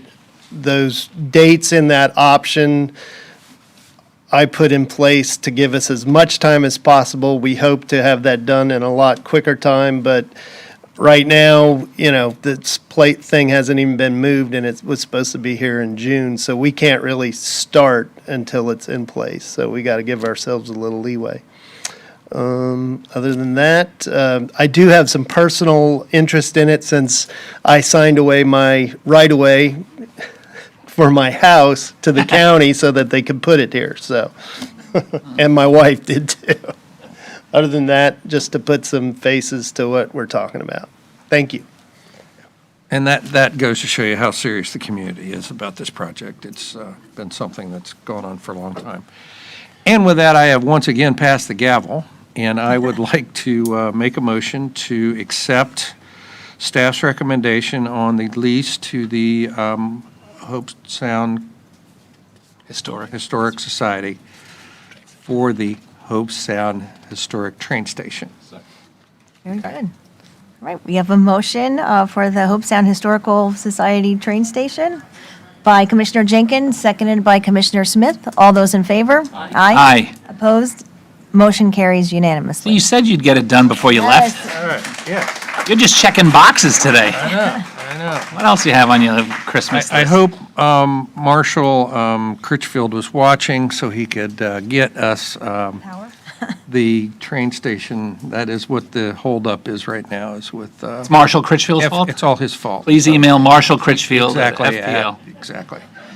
So anyway, with that, can we do our 11 o'clock preset now? Today is your day, bro. You can do Okay. whatever you want. All right, so I do know that some people have to leave, and that is, 12 o'clock, exactly. okay. Got a big group over there. Get me nervous. Yeah. A lot of suits. Number 4, presentation to Commissioner Smith and Commissioner Jenkins, Mr. Donaldson. I kind of feel weird of announcing that, but anyway, so. The news media left for all of the exciting, good stuff, all the positive news. You know, I think I should move to the podium would make it, slow it down. What are you? Well, Commissioner Smith has to take a quick break, but we're going to keep moving slowly. And so let me make my way to the podium. It'll be good. I gotta go get my stuff. Yeah.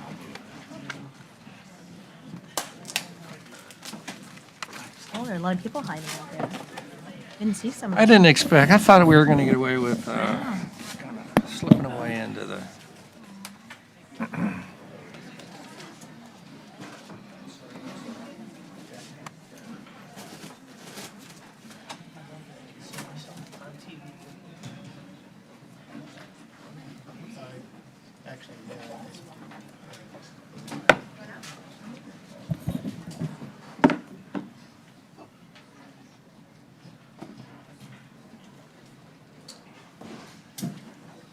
I've lost two. I hear him coming.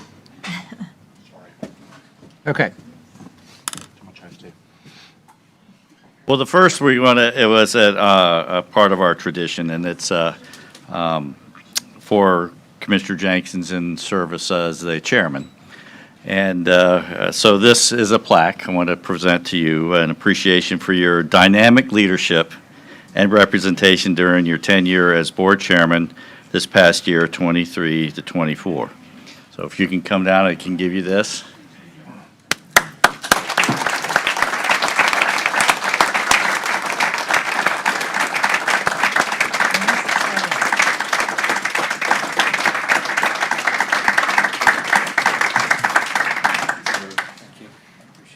And Commissioner Smith, you might as well stay here for a second. Commissioner Smith, you can come on down too. So I missed it. knowing Start how over. Commissioner Smith loves plaques, and so we decided, plaques are not in order. Good, thank you. But we got a couple of things for both of you for your many years of service, and certainly Commissioner Smith, one of your great passions over the years was Indian Riverside Park, and I think it certainly represents a lot of what you've done over the years, and both dedication to creating parks that are destinations and experiences. As Kevin Abate has talked to me, we're about creating experiences for our public, and you've done that in so many ways. And so we do have a token for you to remind you of both your beginning and your continuation. And of course, I appreciate all the time, Commissioner Smith, beaches has also been a big part of us. And when I started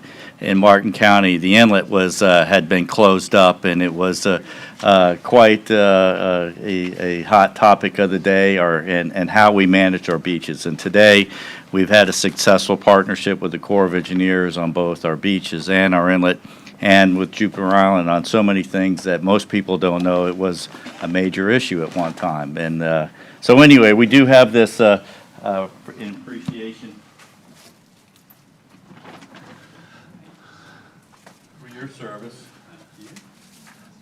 And it says, Commissioner Doug Smith, thanks for 4 years of service and dedication to Martin County. It's a nice image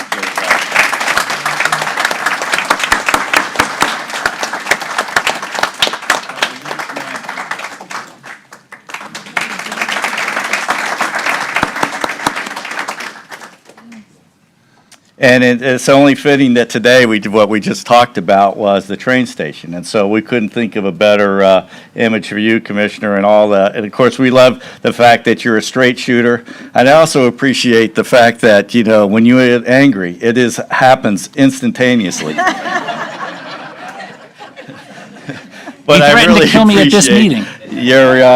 your forgiveness, work it out, your Irish temper comes back to a great solution and continue figuring it out. So for that, we have no more fitting than an image of the train station.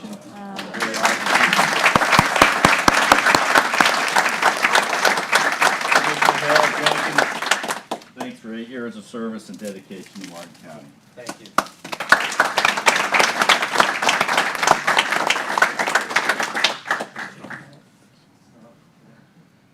Pretty cool. Are we going to take a picture with your photos? I think we have to. Well, yes, there's also probably a little bit of roasting that's going to happen here. Probably. So let's do the photos first, then you can go and hide for the roasting. It's always a roast. I'm not participating in the roasting. Other way.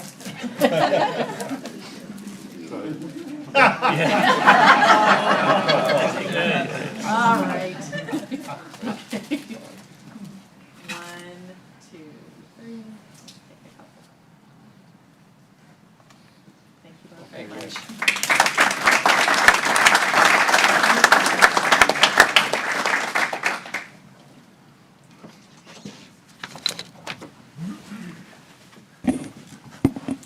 So, Mr. Chairman, you get to decide who gets to come up and talk. If those in the audience would like to say a few words. Or up here. Yes, or up here.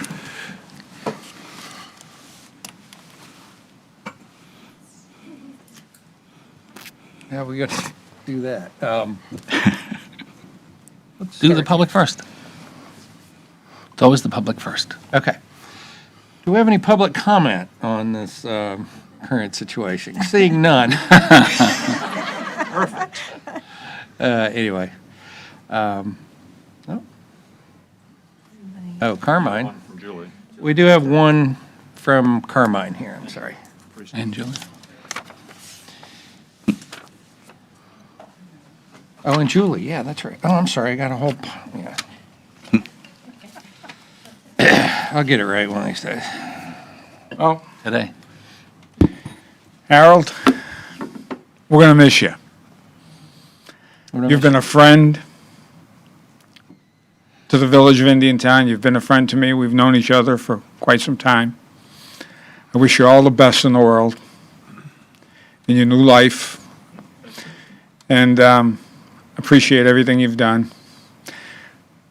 Commissioner Smith, same thing. You've done a lot for Indiantown. You were there for the incorporation.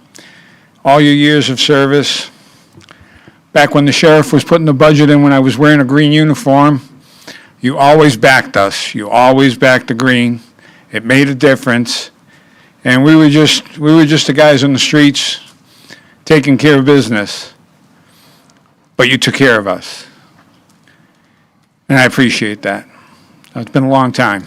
We've known each other for a long time. I don't know if anybody knows it, but we had a proclamation naming Harold Jenkins a citizen of Indiantown. And today, I want to present him with the key to the village. So if you would come down.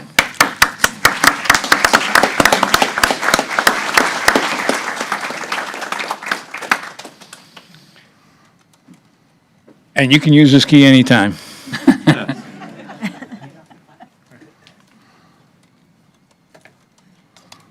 Thank you.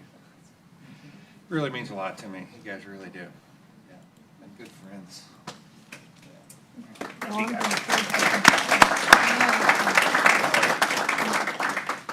And let me just add, as one of our residents in Indiantown says always when she makes comments, she says, it's my 2 cents. So I'm going to add my 2 cents.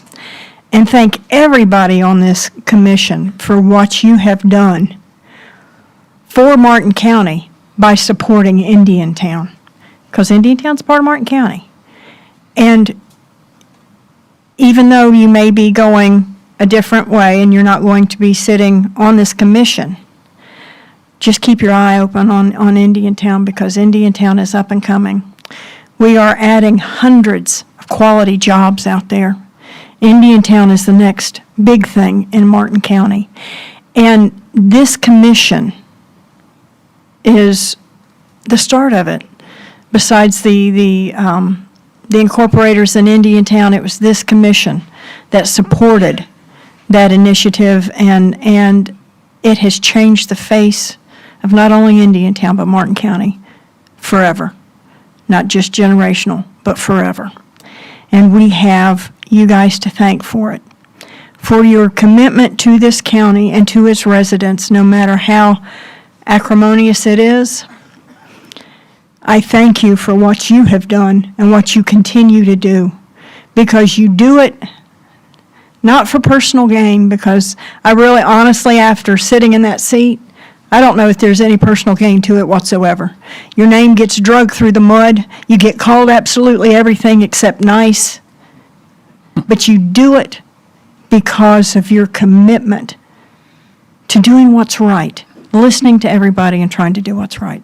So thank you, everybody. And Harold, let me tell you what, whoever attempts to fill your shoes is going to have a long way to go, because you were at our meetings in order to make sure that the county's perspective was very well aware to us and help us as we moved forward. And when you weren't there, you sent very, very good representation in your stead and in your aid and Colleen. So we appreciate everything that you have done.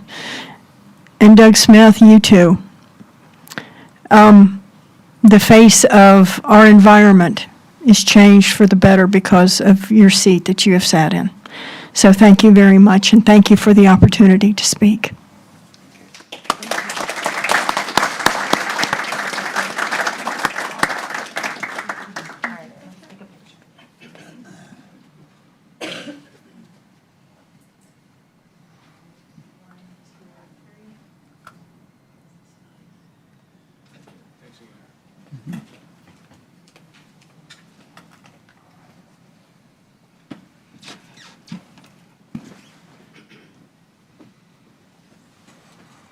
So it probably goes to that building we just turned over.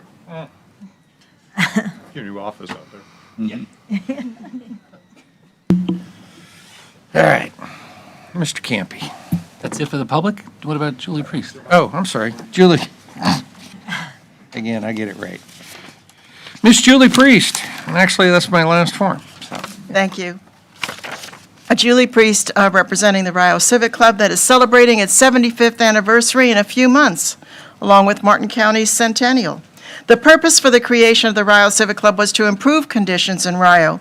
When the opportunity for a Martin County Community Development Program was raised, the Rio Civic Club strongly advocated to be one of the first neighborhoods for consideration. That was approximately 26 years ago.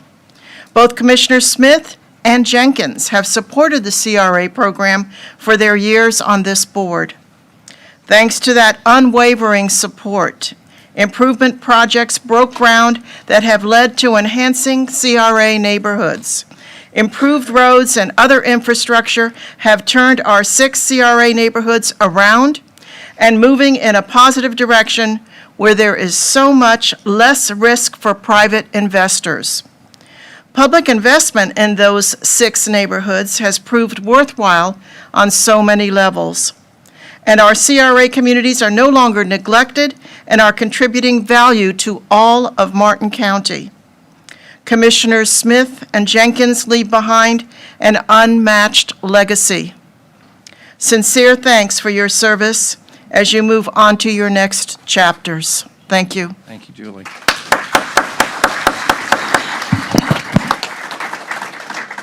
Oop, wait a minute. Mr. Powers. Thank you, and I apologize, I didn't fill out a card, but I would be, I just couldn't sit in the audience without coming up, Commissioner Smith and Commissioner Jenkins, and saying thank you, thank you, thank you. Thanks for your leadership, thanks for your commitment, echoing what's been said. There's never been a doubt that you never put the best interest of Martin County at the forefront of any decision that you were going to make, whether we agreed or we didn't. As a stakeholder in Indiantown, thank you. It hasn't always been pretty.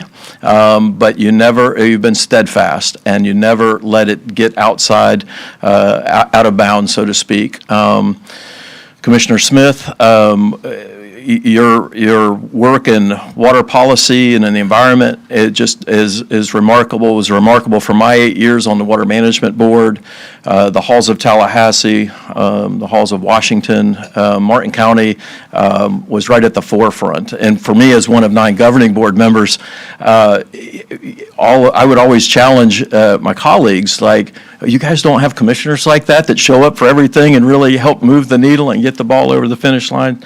And Commissioner Jenkins, again, your friendship, but your ability to stand with Indiantown when times were tough, we're grateful. Thanks again.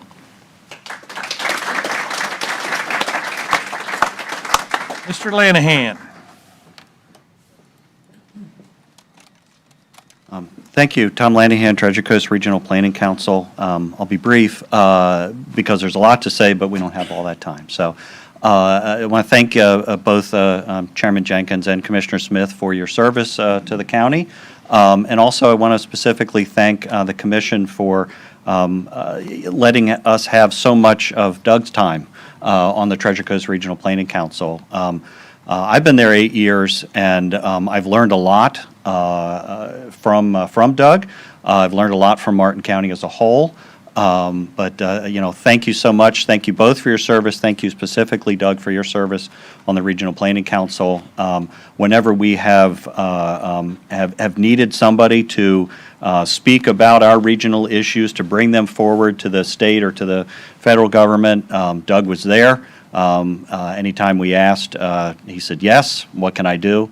And so whoever's going to take the county seat there now on the Regional Planning Council, buckle up. We're going to need you. But anyway, thank you so much, and I'm glad to see so many people here today. Thank you. Thank you.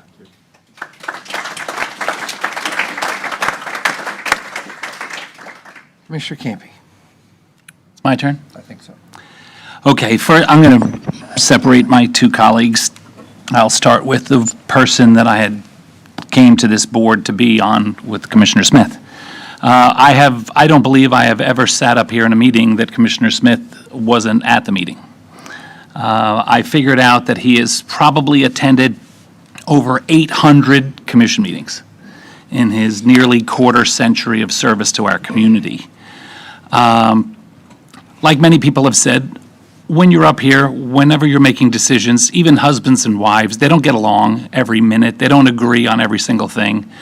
But one thing about Commissioner Doug Smith is that even when he and I did not agree, he was always gentlemanly. He was always classy. I don't think I've ever heard him raise his voice. Maybe others have, but I have never. He's a class act, and we like to kid each other about, Jensen Beach versus Palm City and things like that. But he, during this campaign especially, and he's done it many times, there are people that will throw barbs and criticisms and insults, and a lot of them are unfounded, because if people really took a moment to think about what he has done for our community, I was going to get you a plaque. It's a famous, and then I knew you didn't like plaques. There's a famous quote by Theodore Roosevelt that's called "The Man in the Arena." And I've read it several times. I actually read it again last night, and it really, do yourselves a favor, Google it. Just take a minute to read "The Man in the Arena" by Theodore Roosevelt, and it really, to me, is speaking of Doug Smith. It talks about the person who gets in there and gets muddied and bloodied and fights on behalf of what they believe in, even when people outside of the arena constantly throw barbs and criticisms and insults. I have had a front row seat and I've been a first-hand witness to how important Commissioner Smith has been to the Florida Association of Counties, all the way through becoming its president. How he has taken that same passion for leadership and for policy to the federal level at NACO. And he is when you see Commissioner Smith walking around at a FACT annual meeting, he is held in the highest regard of commissioners back who are a long time out of office to the newest commissioners. They know Doug Smith, and because of Doug, they know Martin County.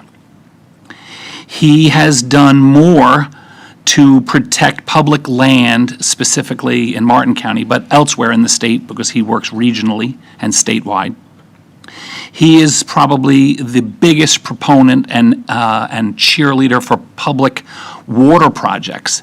Some of the ones that we have gotten to go, the C-44 reservoir and canal work, and to little projects. He has done remarkably well and is not looking for spotlight and limelight and accolades. I'm sure he's not even appreciating this kind of spotlight. And I know that he and Lisa and Amelia will have a beautiful future, and he's well-deserved it. And the last thing I will say about Commissioner Smith is that it is striking when people either here in this chamber or in public or in letters to the editor say, we moved here because Martin County is different. Martin County is special. It's different from other places in the state. And, you know, shame on the current commissioners for destroying it and ruining it. Commissioner Smith has been sitting up here for nearly a quarter of a century, and many of the things that people bash him on because they are so appreciative of how wonderful Martin County is, it's because Commissioner Smith did the heavy lifting, had the foresight and the knowledge and the stick-to-itness to make Martin County this special. So it has always been frustrating to me, and I'm sure to him, when people remind him of what it used to be like. I moved here 3 years ago from down south, and Commissioner Smith, even before he was in office, he is dedicated. Look, all of us are working people. We're raising families, we're working our jobs. Obviously this job is, you're not getting rich being a county commissioner. And he, more than any of the rest of us, current or past, has taken more grief for his passionate positions on issues. He could have spent the last 25 years building an unbelievable professional career. He comes from very successful families. He could have easily chosen a different path for himself, but he didn't. And as some of the speakers have said, Martin County and those of us that live in it are better because of you. Give me a chance to catch my breath. Harold, I actually wrote it down because here's why. To honor Harold, I will endeavor to follow his example by public speaking that less is more. Be sure and mispronounce a bunch of words. Harold, how do you pronounce it? Junkins? Is it Junkins? When you come up, if you could just pronounce your name correctly, please. Jenkins. For anyone who aspires to leadership, he is a role model. Humble, modest, approachable, reasonable, and honest. Harold is one of the most impressive men I have ever met.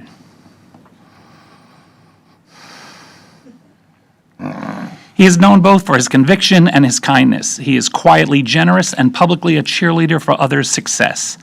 There are no boundaries to his friendship. It is an honor to know you. It is an honor to have shared this dais with you, and it is an honor to call you my friend.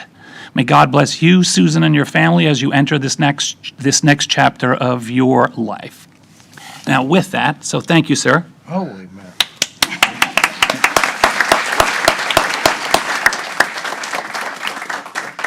Now, as you're departing, I have some presents for you. And we could hear him, you getting all those out of the shopping bag while Don was speaking, yes. I was getting it out of the car. I missed John. Here. Oh, well, I apologize. I thought we were doing this after lunch. The first thing I have for both of you is, while you have now a lot of extra free time, I purchased you a book of Florida state parks because I know how important they are to both of you. Pass that down. Great.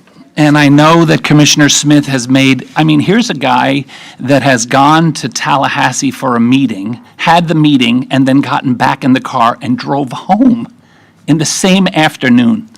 And I know how much Harold likes cars and things like that, so I've got you both a book called The Back Roads of Florida and all the different trips that you can take traveling throughout the state of Florida. Cool.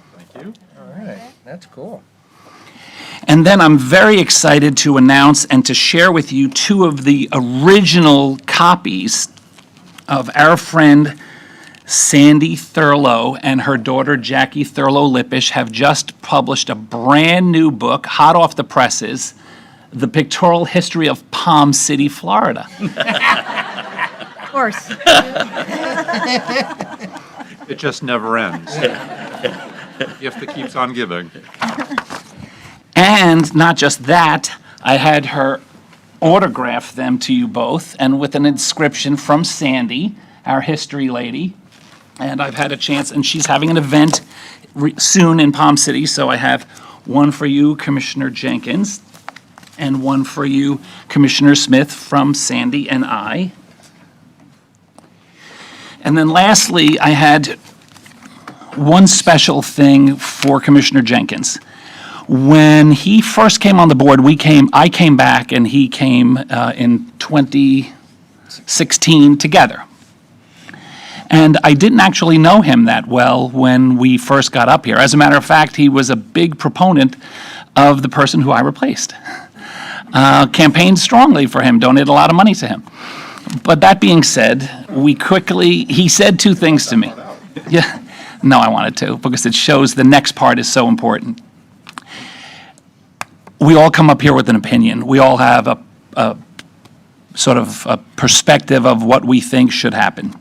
Now, all of you in this room and those watching know we're not allowed to speak to each other outside the meeting, so we can't lobby each other ahead of time in private to speak about, hey, this is your opinion, this is mine. The only time I get to hear my colleagues' opinion on things is right here in this room on television, and that does not necessarily always make for an easy process of hearing and sharing ideas. We try as hard as we can to get along, and I think, especially as the years have progressed, all five of us have done a very good job of getting along and being respectful of each other's opinions.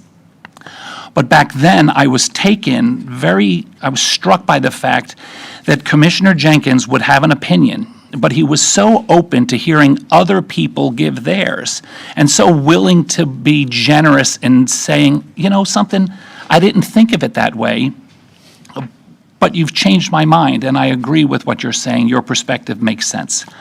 And I had been at the time reading a book about George Washington, and I was struck by the similarities between George Washington and Commissioner Harold Jenkins. George Washington could have been the king of the United States of America if he wanted to. That's how popular he was. He could have been president for life. And he constantly put himself in the background and pushed others, founding fathers, forward and listened to their options and their ideas and really relished them. So back then, in an effort to show my appreciation, I bought him, if you remember, a statue of George Washington. And I know that I looked in his office the other day, because if it wasn't there, I wasn't going to say this, but it was. So 8 years later, it was still... With the bottle of Coke, which says Jenkins on it. Yeah. That's true. That's a separate thing. So because of that, a friend of mine, and I know that you are looking at some property north of here, correct? To have as an you're never going to leave Martin County. Yeah, what state is it in? Virginia. It's in the state of Virginia. You know who else is from Virginia, right? George Washington. So I had a friend of mine, had a great idea, and I have gotten you 2 estate guest tickets to George Washington's Mount Vernon.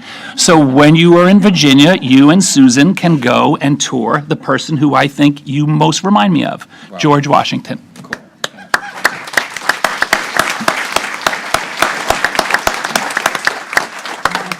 Come on, Doug. Come on.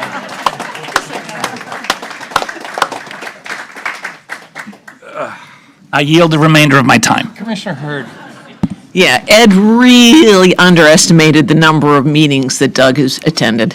Because Doug, in the first 8 or 10 years that we were commissioners, we had meetings every single week, unless there were 5 Tuesdays in a month. Or make it 1,000. Every week, and they were not short meetings, just because we had them every week either. For both of you, over the years, I acknowledge that we have locked horns more than is necessary or healthy, but at the same time, we have been close allies on a number of different issues, and those are the things that I will choose to remember.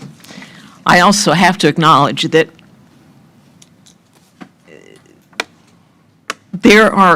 you are both so dedicated to your jobs, and that's a message for existing commissioners and for incoming commissioners, is be dedicated and be responsible to your job as a county commissioner. That's your most important job in Martin County, and you've both taken that very, very seriously.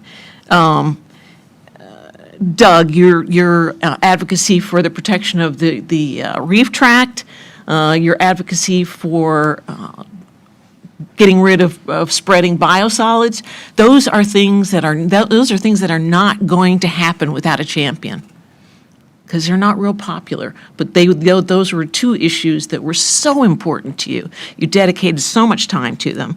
And also, Commissioner Jenkins, Harold, there hasn't been a better advocate for Indiantown since Timer Powers. Thank you. They're very lucky to have you. So best wishes to both of you, and thank you.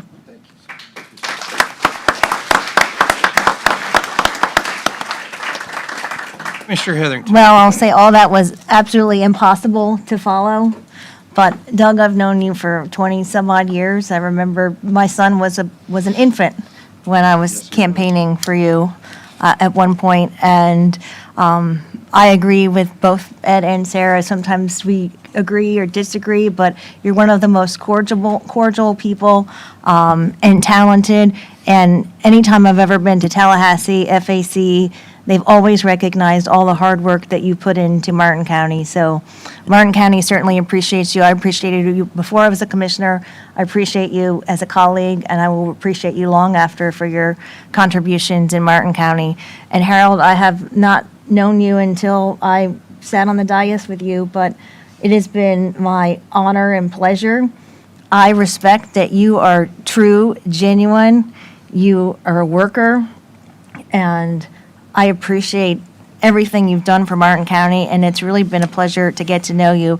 I know for both of you that we'll have an opportunity to continue to work for Martin County, and for the three of us up here, we have a lot of work to do. Always. Thank you.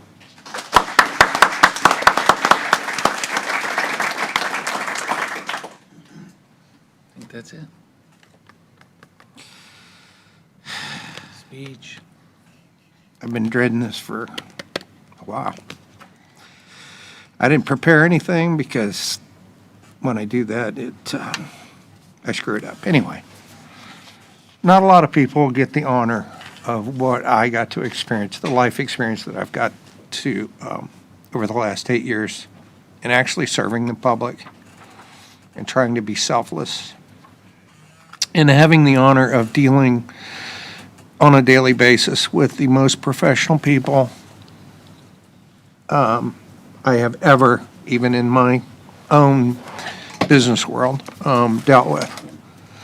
The relationships that I've built is what I'm going to miss. When somebody says, what are you going to miss about it? It's the relationships. Surely I'm not going to miss the screaming and the mean-spirited, just to be relevant nonsense that we endure. But that comes with it, right? And you gotta be tough. What? Anyway, I have thoroughly enjoyed doing what I did or have done. I truly believe that I did make a difference, which, when you put your heart into something, and you have that feeling, that's one of the most rewarding feelings you could possibly have. I'm going to say something that it's not that hard, people. It's not that hard to be a nice person. It's not that hard to listen to other people's opinion. It's not hard to change your opinion when you know that you've been proven that you're an idiot, which happens a lot with me. right? And to build the respect of your fellow coworkers, like I have with these two, and especially Taryn right off the bat. She would tell me I'm an idiot, right? Like day one, right? Is people that you surround people that have no problem telling you what you need to hear and not what you want to hear, right? And I built those relationships in this with Jim and Paul. I mean, everybody. I don't even want to, because I'm everybody in this building. I feel that I honestly have had a good working relationship and friendship. The one person I want to call out is Colleen. I love her. Probably get a call from HR for saying that. Nothing they can do about it. Yeah, no doubt. She has been amazing and has helped me be successful. I have watched her on numerous occasions take the most hostile, crazy person's phone call. In about 3 seconds, she's got them eaten out of the palm of her hand, right? And it takes a special kind of person to do that. And 80% of issues that come to our office, our little cubicle, are resolved before I even know about it, because she's got relationships because that's the kind of person she is, with everybody in this building. And so again, if I could take her with me, unfortunately, I'm retiring. I don't know how I can have an assistant to retire, but anyway, I really am going to miss the relationships that I've built. And I'm sorry for crying like a little girl, but anyway, that's just the way it is. And I appreciate the privilege of what I've been able to experience over the last 8 years. And with that, I'm going to stop. Yep.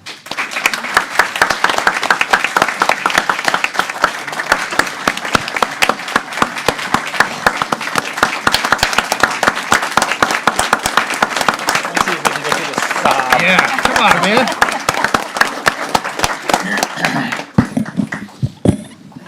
Holy mackerel. I think that's one of your longer speeches. Yeah. You better cut it out. So where to start? I started working on a list of people to thank a couple months ago. And I figured, no, if I do that, I'm sure to leave somebody out. I had an incredible list. There was a lot of people who helped me get to where I got. To all of those people, thank you. You all know who you are. I would share this with you, and I've said this to some groups before, and some commissioners have heard this before, but it's worth saying because of how hopefully I'll end it. I've had the opportunity to work in two really large family businesses. One was a glass company, and one was a gate valve company up in the Northeast. Both family businesses, generational. The glass company was, when I went to work there, about 4,500 people. My dad's company was about 500 people. Both multi-generational businesses. Incredibly gifted, talented people working for our companies that would do anything that was asked of them, could create anything, could do anything. What's interesting to my family, if you were to go back and sort of understand where I came from.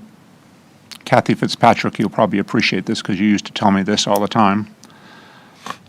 Both sets of grandparents gave me a set of DNA that said or taught me that no wasn't acceptable, that everything was possible. And in this job, if you really want to work at it, everything is possible. You can make anything you want happen. You have to work at it, but anything's possible. And so, to that end, with those companies, I thought I had worked with some of the coolest, best people in the world. And certainly grandparents that were amazing, that pulled off what they pulled off in their own respective fields. Until I came to this place. And I've said this before at different junctions of time here. how many do we have? 900? Employees, 12. Huh? 1,100. As good as that talent was with those two businesses, it'll never match the talent that's in this building or works with this building. I have watched people that we have had the opportunity to work with pull off absolute miracles. In times where you never thought it was humanly possible to pull something off, they did. And probably when we're at our worst of times during hurricanes, that's when they always rose to the highest occasion. People selflessly put themselves out there in front of the storm, during the storm, after the storm, to put us as a community back together. It was always amazing to watch. The hundreds, thousands of decisions that we've got to make up here together, they make happen. And 99 and 9/10% of the time without an argument. As a matter of fact, I can't remember too many times where they said, no, we're not going to do that, because that never happened. Kathy Fitzpatrick always used to tell me I was a train wreck in reverse. If she's watching, that was for you, Kathy. Because I would go to Kathy and I would say, Kathy, we're going to do this. And she'd look at me and she'd say, no, we're not. And 20 minutes later, she'd come back and say, okay, this is how we're going to do it. Lisa Wicks was another one of them. Lisa, and if you're listening, Lisa, I'm sorry. She would come in and say, no, we can't do that. 20 minutes later, she'd come back and she'd have an answer, she'd have a way. And that's our employee base. Everybody in this building, everybody that's ancillary to this building, always found a way to make it happen. And I know I called out two, and there's hundreds, which is why I didn't want to do a list. But to the point that I want everybody to understand in the public, and even this morning, listening to some of the public criticism of this building, and whether we're transparent, whether we're not. There is no other local government that I know anywhere in the state of Florida, and I know most of them very well, that is as transparent, as honest, as clean as this building is. And a lot of it is due to the two individuals that sit over in those two chairs or their predecessors. But there is a culture in this building that wants to be legitimate, wants to be right, wants to be honest, because you, our public, expect it and demand it of us. And that's the truth. It really is. It is a culture of Martin County that we are expected to be better than everybody else, no matter how big or no matter how small we are. A couple of organizations I'd like to call out, just because it played a big role in my life. Florida Association of Counties, absolutely remarkable institution. They have the most incredible leadership. They have the most incredible staff.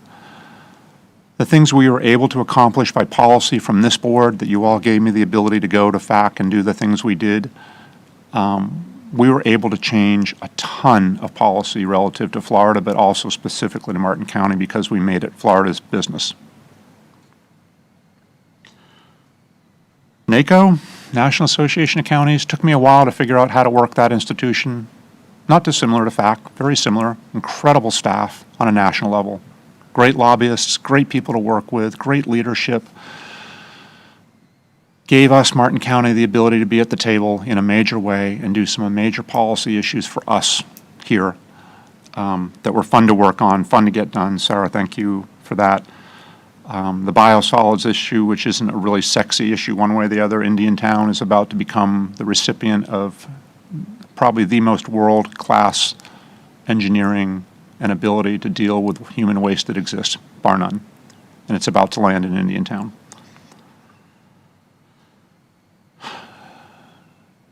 I don't see, did he leave? Yes, he did. Oh, no. That's okay. Treasure Coast Regional Planning Council. Oh, John, you are there. Oh, I'm sorry. Again, another amazing institution that exists. They happen to be in our community, in our town, in Stewart. Amazing staff that do some of the most amazing work, the best presentations in the world, the most thorough, caring type work you could possibly imagine. And not to take advantage of them is such a waste because they're a gift to all of us for all the things that we deal with on a planning level. And so, Tom, thank you for your staff, for you, for Busha before you. I know it's hard to thank Busha, but what the heck, why not? Busha was really, really a great super leader. And he found Tom and put Tom in place, and we have continued on the tradition of that organization. Like Harold, Kathy, thank you for sending me places that were always the wrong place. Showing up to something that I wasn't supposed to be at. It didn't matter if it was a 6-hour drive, it was okay. We just turned around and came back. It's the hardest job in this building. Those aides upstairs are the front lines to everything that comes in on the phone. And it's ruthless some days. And some days it's across the board, sometimes it's district by district. But our aides really are the best asset this county could ever have, and thank you very much, Kathy, for everything you did to me, and for me, did to me, sending me off to places I didn't need to go. Anna, before you, if you're listening, thank you for all of your years. Anna Colgan was a great aide as well, and kept me straight and kept me going where I was supposed to go at all times. Commissioners, Commissioner Hurd, thank you. Thank you. No, we didn't always agree on a lot of things, Mostly. but, so he can't help it, you know? But he's right. If you were to go back and probably look at most of our votes, there were a lot of 5-0 votes. Lots and lots of 5-0 votes. And even during meetings where you could probably say we could kill each other during that meeting, we still found a way to find 5 votes on a lot of issues. And one of the most important things to Martin County is our water policy. And Commissioner Hurd has always been steadfast on that. So has the rest of our board. But for our differences, the things that mean the most to Martin County, we're always on the same page. Ed, you're a terrific advocate for Palm City. It's a hard district to manage. There's a lot of moving parts out in Palm City. You do a great job. You've been a fantastic leader on the board. I'm glad you're back and continuing on. Harold, I can't tell you how many times Harold came to me and said, Doug, I want to run for county commissioner. I'm like, oh, Harold, don't do it. We had a lot of fun conversations leading up to him running, and that is one of the unfortunate things about being a commissioner when you like people that you wish you could spend more time with them and you wish you could talk about issues with them, and you can't, which makes it really hard. But Harold, thank you for all that you've done for the county, and Hope Sound specifically. It's another hard district to work in. You've got a lot of moving dynamics down there, and you've handled them incredibly well, which is not easy to do. Stacy, you're right. I can remember you standing out in the street corner for me when you were a little girl. I think you were 12, 13, something like that. With a baby. Just a baby, yeah. Well, I left that part out. That might have been the second election. We'll go with it that way. Not a 12-year-old with a baby. No. I wasn't. But you know what makes Stacy special? She how many generations are you? 4. 4? That's what's Lose cool. track sometimes. That's what's cool about this board. You've got a couple of us not from Florida, not from Martin County. You've got multi-generational commissioners. You've got females, you've got males, you've got all sorts of different backgrounds. And that makes for a very interesting debate on how do you get to 3? How do you count to 3? And it's not easy on a lot of days. And like Ed said, if you watch us and you listen to us, you're like, did they not have this figured out before they showed up? No, we don't. We can't. We don't do it. But Stacey, I do so much appreciate how much you bring to the board. Having generational input, having family generational input is super important. And Martin County appreciates it very, very, very much. Lastly, my wife, Lisa, thank you for coming today. was supposed to happen at 11, honey. I know, I appreciate that. And here we are at 1:45. It's not my fault. Well, it sort of is. But thank you for always being there for me. Thank you for supporting me. It's hard. It beats up a family doing what we do. But you're the best wifey in the world, and I really appreciate it. Thanks for coming. And with that, Commissioners, I'm done. I guess I should. One second.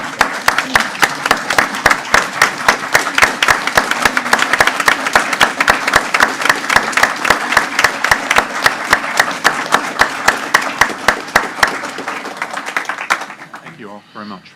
And everything he told me before I decided to run did come to fruition. And I better thank my wife. Sorry about that. Yeah. So, she's put up with a lot of stuff, so, but she's enjoyed me being out of the house. So she's not looking. It's a good distraction for you. She's concerned about retirement dramatically, but anyway. Okay, with that, can we break for lunch? All right. 15 minutes.